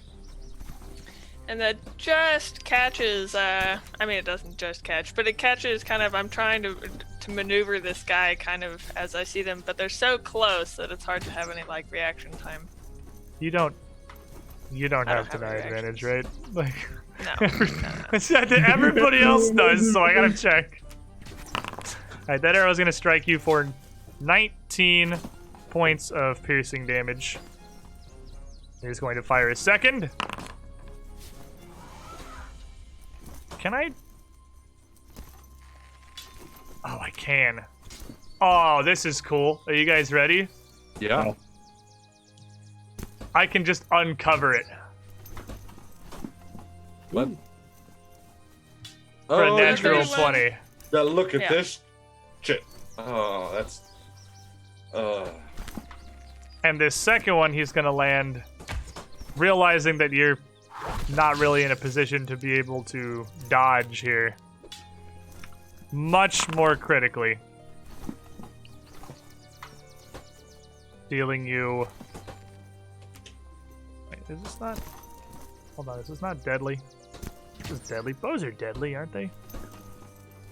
I mean, if It you is. roll It them right, didn't automatically put the deadly in there. Okay. But the NPC sheets don't natively have deadly. Hitting you for 39 points of damage. Then one final shot for a 25. The last one just managing to hit in kind of a gnarled piece where it just doesn't do any meaningful damage. Alrighty. Zerg. poor bastard. For his sake and his sake alone, he's got to be put to sleep. You know, he's suffering, he's struggling, he's having a hard day. Didn't know what he was getting himself into. 32 to hit. 32 critically hits him.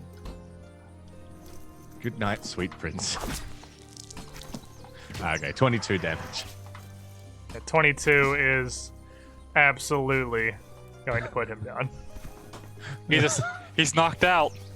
Good night, sweet prince. They're expensive non-lethal. Dude, you can do non-lethal. You can just punch him unconscious if you so choose. Yeah, I will. I'll punch him unconscious with my big bony fist.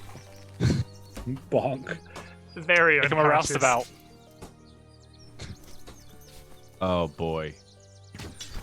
Now sudden charge is a 2-turn thing, right? But it ends with a swing. It's 2 actions and ends with a swing. Yep, 2 moves and a strike. Cool. I'm gonna sudden charge up to this poor bastard. But I've got the ruler on, so I can't. There it is. And Zerg. is that a second attack? That is a second attack. Yep, flying up to the bandit leader here. Hello.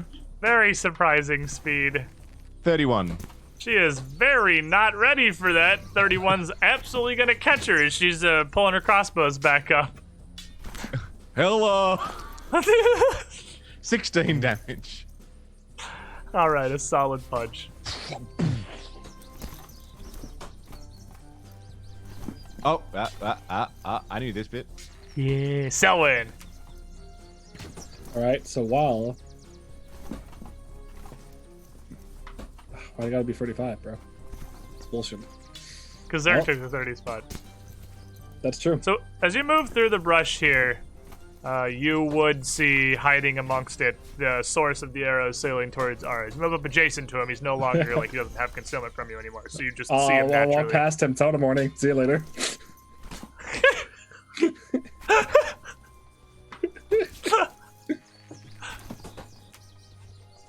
What he doesn't know is I'll empathetic him later.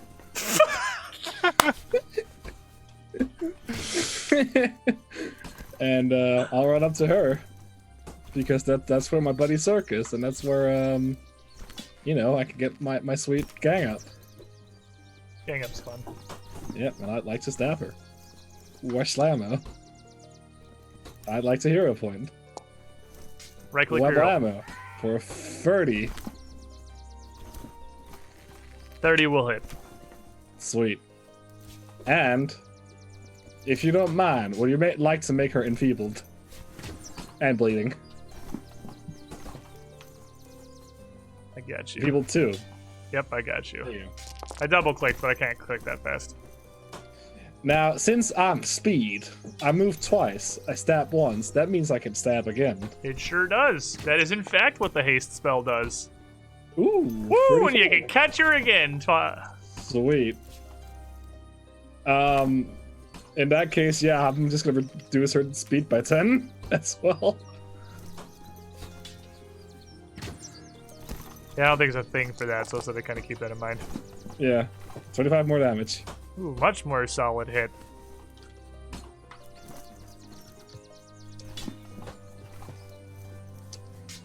How good debilitation?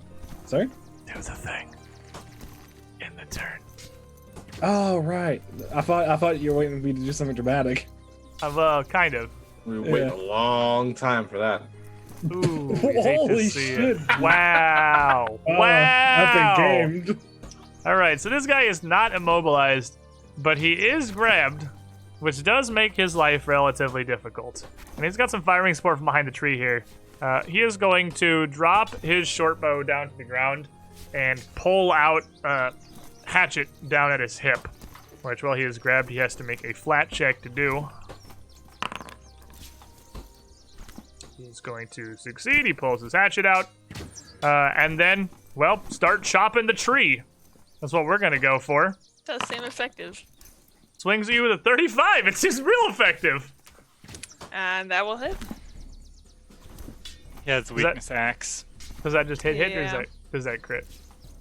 No, that just hits. I have Oh, the 25 27. didn't hit you, right? I was because your RP of it wasn't hitting like a knot or something. I was thinking you were Yeah, super yeah. low because stances or whatever. And that hatchet is going to catch you for 8 points of slashing damage. And he's going to swing it again for a 28, just trying to bury this hatchet into your, well, I guess, what is it, a hide? It's not flesh, your bark Bark. Yeah. and your Trying to trunk. trunk. It is Peter Bark. Right in his trunk. And that second swing going to do 10 points of slashing damage to you as he just is trying to, like, just hack his way out of your grip. Largely unsuccessfully. Ara! You know what I want to do? Does it I want to cast cast Fireball? this. No, I want to cast this spell if it'll let me do the thingy thing. I want to cast Elemental Form, but it looks like the picture's broken. Oh, It does. those connections I might have to set back up because the... Yeah. Oh, I don't know how the file paths are going to work on the server-hosted thing. But it's But- okay. You can be a spooky fire ghost for now. I'm a spooky fire ghost, and I have 50 movement speed now. I'm a fast spooky fire ghost. I'm gonna move over here to look for that dude. All In the man. brush. Again, as you move up right adjacent to him, sailing through this brush, setting leaves and boughs alight, you arrive next to him still training his bow on you. And I wish I could do more. But that was my effectiveness. Let me end my turn. Darkbeard. Okay. I am going, as this guy has this hatchet, I'm going to reach and grab his hand and try and snap his wrist back. But he's not grabbed anymore? He's not grabbed anymore now. It ends on your turn. Okay. So I'm going to re-grab him. He would have taken, though, however many 4 damage from that the first time. I did actually put the 4 damage on him. I remembered your okay, crutchy thing by now. I got that Okay. one. Well, I guess actually, you know what? I feel like actually snapping his wrist. So I'm going to try and do a falling stone strike, and just try and break that thing backwards. 26. 26 will hit him. Okay, so I'm going to. That does.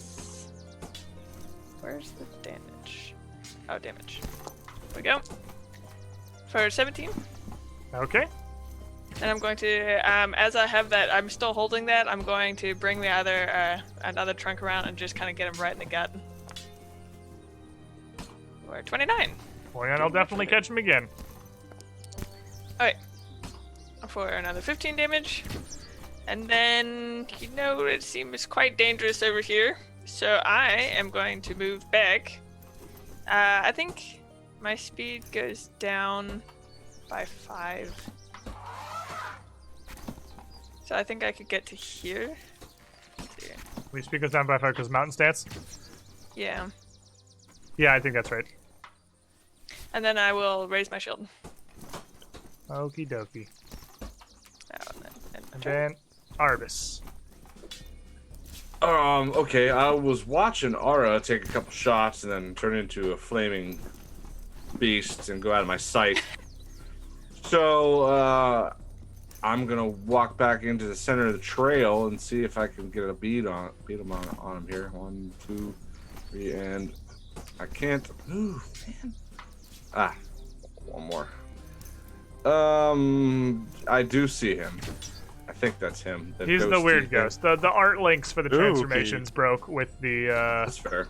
with the server host too, so I gotta figure that out. There's a couple things, a couple of little like tangential secondary things that broke for moving to the hosted server that I can look into. Okay, I see him doing that. I'm fairly certain he's within 30 feet. Yeah, it looks like it. And I'm going to start to say some words in Druidic, hold out my hand towards him as some raindrops start to fall, but they don't really harm the fire at all. They just sort of get absorbed. So I cast a heal, see if this works, at level 3 into Aura. Looks like it worked. And I Four. press. 36. You should be able to press the Yep. heart. Yep. You press the heart next to it, and you will heal yourself for the amount rolled. Nice. That's Excellent. super cool. And that's me. I turned on I'm the health bars permanently on everybody because otherwise chat can never see them because I'm never hovering over them because I'm doing stuff on the other screen. Good point. Yeah. Obviously, yeah. I just did not occur to me. All right, so this guy, who is now faced with a weird flaming thing, is very much not interested in fighting the weird flaming thing.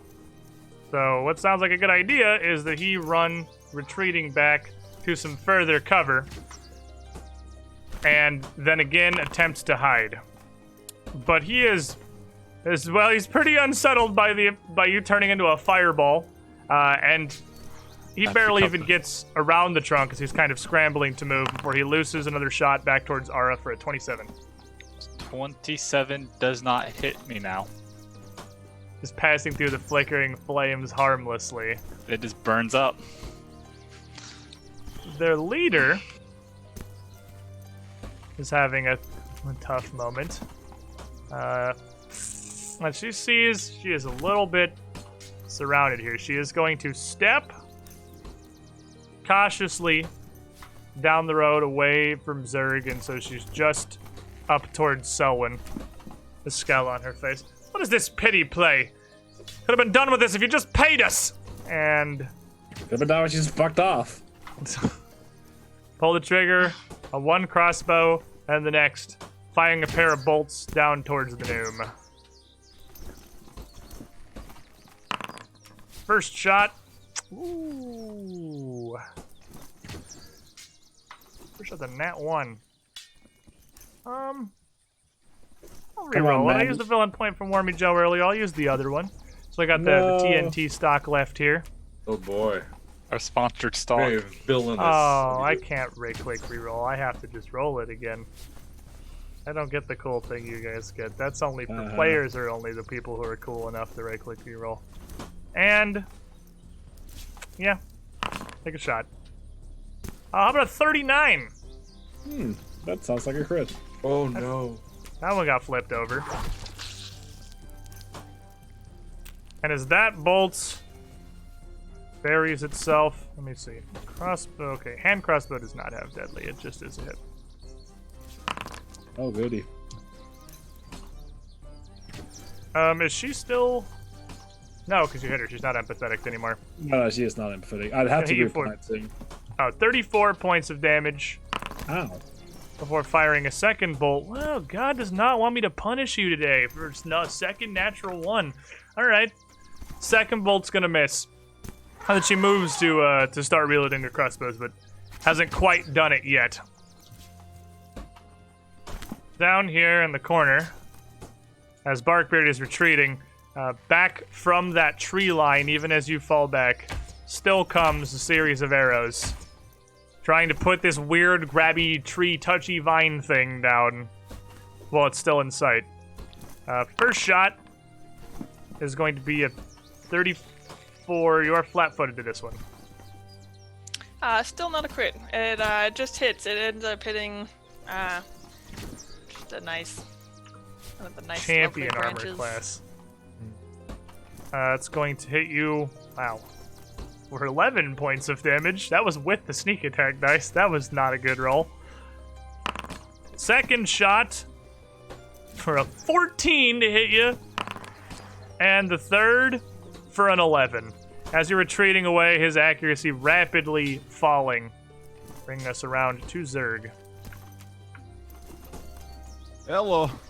Oh, she was taking some persistent damage, the bandit captain. She was, yeah. She was bleeding, actually, yeah. Wapow. 1 damage.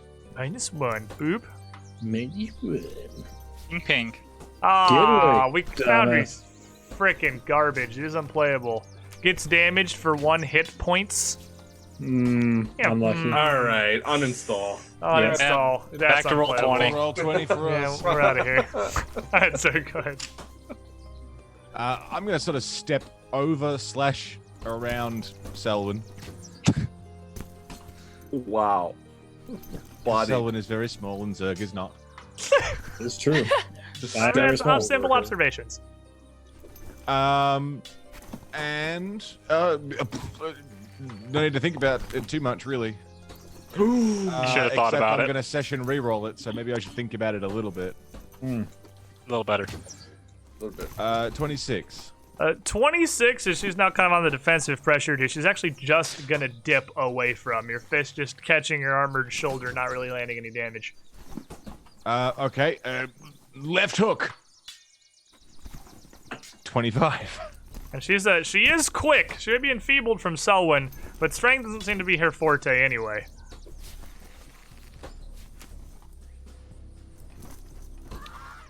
And Selwyn. Oh, is it me?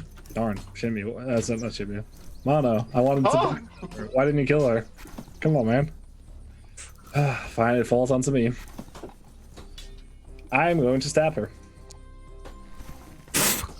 Oh, well. Yeah. Well, So I am. I mean, we can't argue with that, I suppose. He said he was going to do it, and he did it.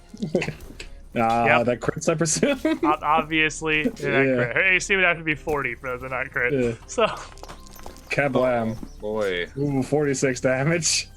Oof. Eat shit. Is she still Yeah. up? you see that red pixel on the left Oh, side of her health man. bar? All right, let's get that shit out of here. Oh my god, no! No! To make up for those ones earlier. Bro, she has 2 health, come on! Oh, The You redemption. can't do her like this! Coup de grace. What do you Coup do de to That's grace. 2 nat 20s in a row. What do you do to her? Okay, so she shot me with those 2 crossbows, right? I'm fucking pissed. I hate this shit. I go for a feint, and she falls for the bait. And I cut off her first hand. And I go for another feint. She falls for it again, like the stupid noob she is. Go for the other hand. And then both hands off, I cut off her head. oh my god. Wow. You still got Efficient. 2 I like actions left. Yeah, and I'm gonna hit. Wait, is there anyone left? I'm gonna hit him with There's a several next. people left, yeah. The initiative table has the bitter truth. Yeah. Where's this third guy at? No, he's hidden. No one's Yeah, no one's no one seen him yet. knows. I'll point over to that guy in the bush and say, "You're next, buddy." Wait. Okay. What? Fuck. He's too far, right? He's too far, yeah. Ah, for fuck's sake. Well, You can still point. He can still do it in spirit. It's just not No. going to mechanically intimidate him. Whatever, dude. I cast telekinetic projectile at him. Your soul is mine. Whatever, I throw a rock. Yeah. He's gonna throw one up a crossbow. At a minus 10. Get him in there. You can shift click to do modifiers. Yeah. I'm just I'm spurking around and I can't find my spell roll. I'm bad at this game. You have to click into the spell. The attack button's at the bottom. Oh, spell book. Wait. Okay, spell. Sorry, I didn't realize I was going to cast magic today. I did. Yeah, I well, knew. no shit, bro. I knew you were gonna cast magic today. Ah, whatever. I'll do it manually in the head. Ah, well, that's a 9. 9! Yeah, you send a rock sailing generally in the I direction send a of that tree. message. It's over. He's just like, me?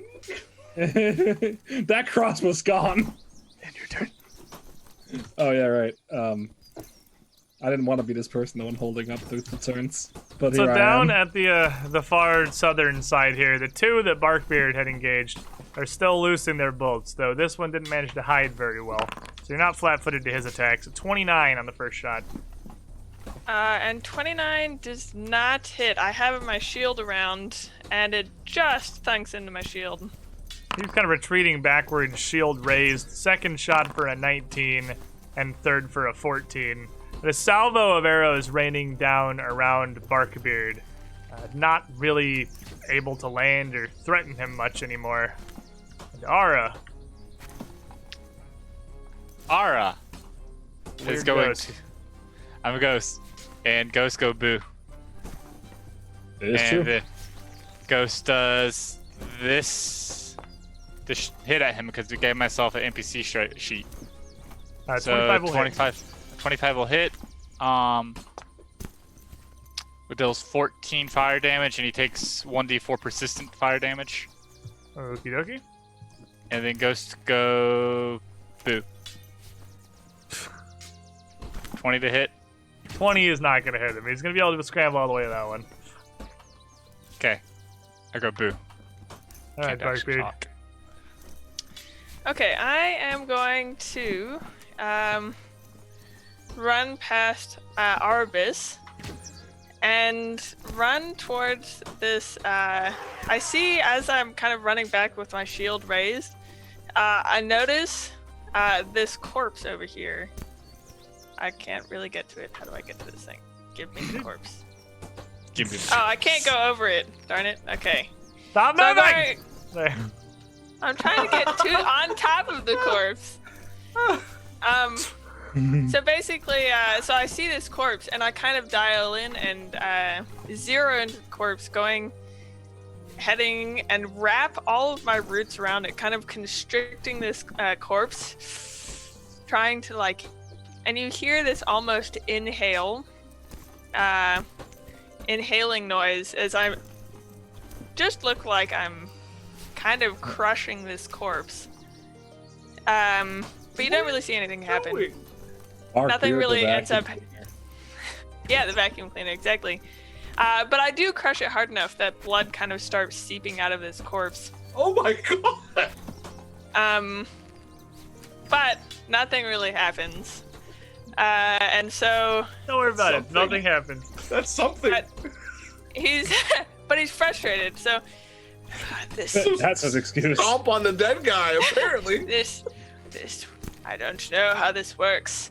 And I'm going to, as I'm there, sink in, kind of ground myself in, and raise my shield, take cover, but I'm just seeping the blood all out of this guy, is basically what I'm doing. Not to worry. It's normal Barkbeard Anyway, things. that's it. That's the end of my so- turn. Okay, so click the end of your turn button. There you go, Arbus. Okay. Slightly taken aback by that. Not too much because mental focus on what I gotta do. Barkbeard's been taking some shots. Going to run to his aid next to his friend that he's standing on. Kind of gingerly step around the bleeding, smushed corpse and start working on my my friend here as he does battle. Quickly pulling arrows out, slapping strange muddy powders, trying to heal him up as I attempt to battle medicine on my boy here. Where is my stuff? My stuff. I'm gonna learn this one day. There it is. No, it's not. There it is. Wait, no. Yeah. Crap. Should have had it ready before. Where's my stats at, man? I just want my It's on skills. stats. Skills is one of the there it tabs on is. your character sheet. Okay. It's a rough It's life. the Medicine. hand. Huzzah! How's a Solid. 39 for you? Alright. I don't know what you were going for because you didn't tell me, so I'm gonna assume. Well, I was good. You know, I is was it going always for that. master now? Not always, but I would have. Master unless you say otherwise. Yes. Alright. That's gonna succeed. 2d8 plus 30 health back to Barkbeard. Why now? Hold on a minute. He may have those gloves on. That's factored in now. That's in there. Oh, Yeah, it's- it's factored what in the- now. But I I don't did know what notice that tag. I and don't I'm know like, what wait they a are. minute. I don't know what they are. That's not- Arvis doesn't know, but I feel like at this point, No. everybody else knows. No, Wait, see, he would have had a 39 if we hadn't factored it in. That's It's not just that's not a factored crit. in now. I 39 think isn't we're a- all aware. He would have rolled 39 if we hadn't factored it in. It does not crit now. Oh no, I thought it was 30. Okay, It is 30, that's the other one. so 40 would be Kind of, critting. yeah. Gotcha. Plus my He's so second used to rolling one under and getting the crit. is, Yeah. He's been spoiled. Yeah, no longer. It's factored in now. I think it's 40. But now with Priced in. still learning the Oh, with your medic- medic thing. Yeah, Yeah, it's maybe. 10 Yeah, more. it sounds right to me. 2d8 plus 40. That's pretty spicy. 50. So then, Barkbeard, you can just click the heart. Yep, there you go. Boom. Yeah. Bam. That's sweet. And then just sort of observe what he's doing and lift my shield up. What the fuck is going on over here? All right. Gotta do the thing. As you end your turn, this bandit over here has no idea what's going on. But he's seen his leader get stricken down. He's seen a bunch of his men fall, and now there's a giant ball of fire flying at him that he doesn't seem to be able to hurt. He is going to step back away from you, drop his bow, and just drop down to his knees and be like, I yield, please! He dies immediately. Now, the corner, these two still got each other. These two are they're friends. They're not quite so done yet, but he can't see anyone. So he's gonna break cover, and he's gonna move up into a closer tree here. That's as far as he gets to go. An attempt to hide again, which as he quickly scurries forth, he is not going to do at all. Clearly visible as he approaches the tree, he just looses one shot out towards Barkbeard as he's doing whatever fucking horrifying shit Barkbeard's doing. With a 34 to hit. And again, just manages to catch him. Make me a fortitude save as you take 13 points of damage. Okay.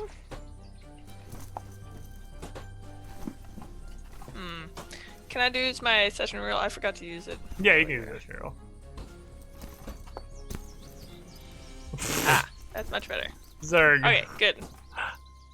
Natural 20s. A lot from where Zerg is currently. 50 feet. That's 2 sets of movement, right? It's also over a fence, so you'd need to 45-foot it, but that would still get you there. That's fine. I'll do that. Let's roll. Oh, thank you. You Rush did it for me. Cheers. down and just jump the fence at this guy. Running like full sprint, hand over like hop the fence, and then Catching my feet and come up with a goddamn uppercut to the jaw of this man. Oh, it skirted that 20. I saw it skirt that 20. I'm going to hero point it because I can. Right-click reroll. Right-click reroll. Oh. We can just right-click. You're good, but I'm just saying it because so we'll learn it. But you flip that over. A 22 would have hit, actually. Oh, Which really? means a 32 is absolutely going to crit him. Oh. The uppercut Sorry, that you buddy. wanted. 30 damage to the bottom of his head. Oh boy. Crack. You still have an action left because that's just a sudden charge. Oh shit, it is 2, isn't it? 2 actions, got 1 left. Okay then. So I've come up and got him with that, and then I'm gonna give him another cheeky slap to the head. 24. Hits him. Dude is not ready for Zerg to charge him. 15 with the left hand. The shit out of this man. Alright, Selwyn is Zergens' turn. Yeah, well. You know. How long do I gotta run?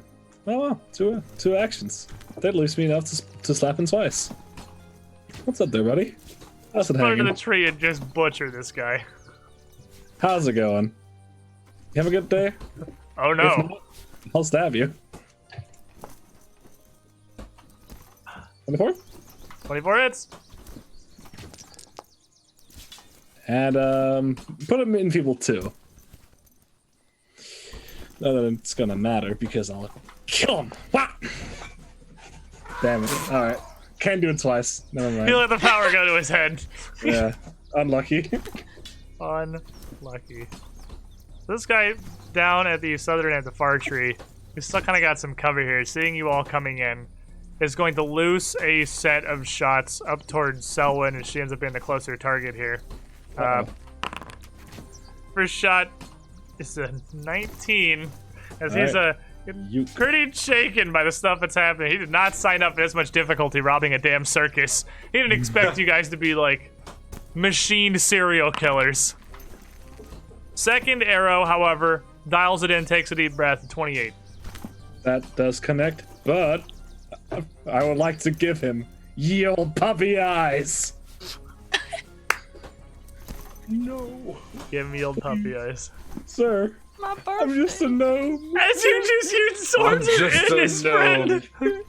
Please. Sir, it's my birthday. Oh my god. 26. 26 will succeed. Alright, -8 to the damage. It's my birthday. Oh my god. He hits you for 1. Oh. I am Not a very birthday. empathetic. Yeah. He's just not gonna take the third shot. He doesn't know what's going on, really, but, you know, he's done. He puts his bow on the ground, just kind of peeking out from the tree, mixed confusion and horror watching whatever the hell is going on over here. Leaving Ara and just the last bandit standing here with Zerg and Selwyn. Cool. How do I do the measure movement thingy? You can either use the ruler or control click. It won't actually move you. It'd be cool if there was a way to just move off of that, and there might be via modules I can investigate. Cool. I'm gonna use.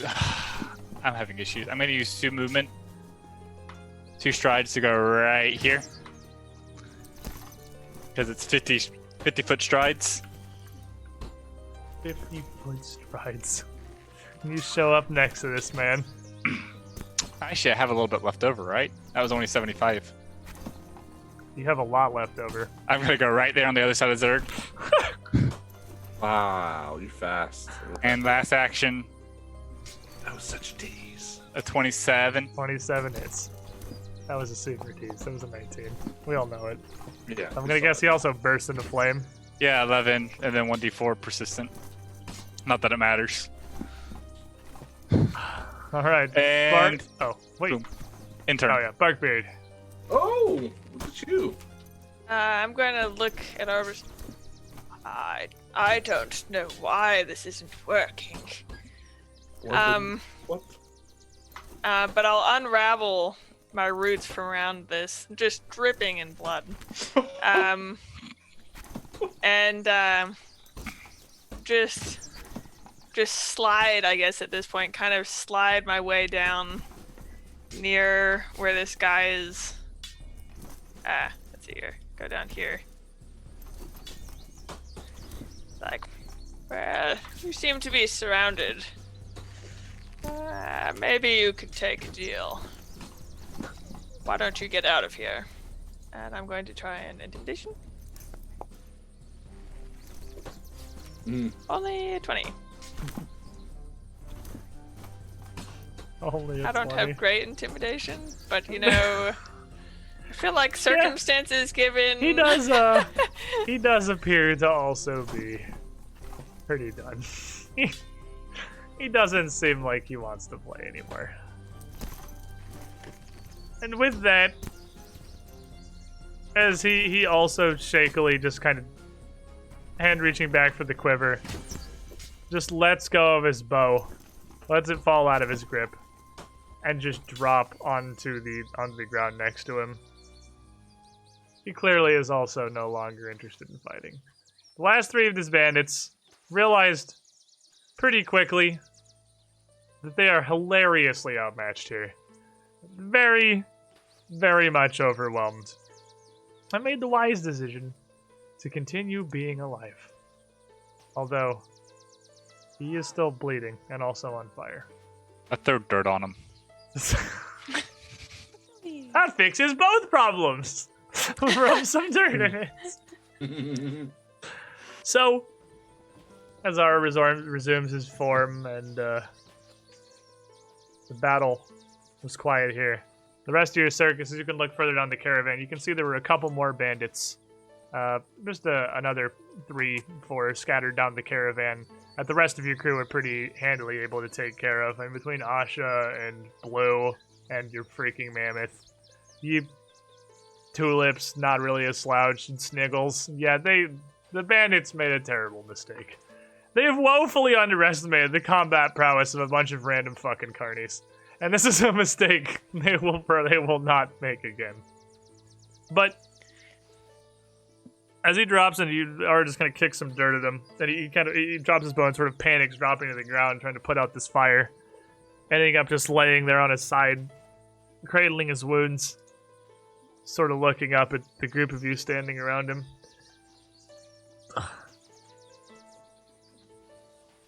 I told you. You shouldn't try to take my money. Walk over to someone. Just a bunch of fucking circus folk! Right? Don't tell you to fight like this! That circumstance? I am the Stormborn. We've killed a lot of trogs. Give me your money. What he said. I don't have any money on you. We were just stopping to raid the caravan. Okay, where is your camp so we can take your money? Oh. Fuck off. Come on now. It's only fair play, right? East of here. Yeah, to the farmstead. It's not far. Yes, thank you. Selwyn, can I patch him up? Sure. I will patch him up if I can. Good to keep them in good health. You know, if they it's good branding if we leave some people alive. Well, no, it's if you surrender, you. Honestly, when you You said deserve branding, I mercy. thought you were going to suggest something different. I don't know why you would think such a thing. It's very crass. If Well, you it go is to our you camp speaking. and you take all our coin, what are we gonna have to eat? I don't know. You'd better figure that out. Oh, I there's a guess. town up the road. You could plenty make more money there. This is your words. You say this. Doing what? We're not performers. The Make a crops circus, are we did it. dying. Hey, How do you think we're doing this? I mean, We ain't got nothing else. you could be a roustabout. What? I point back to the help. One of those guys. Set up, break down. The help.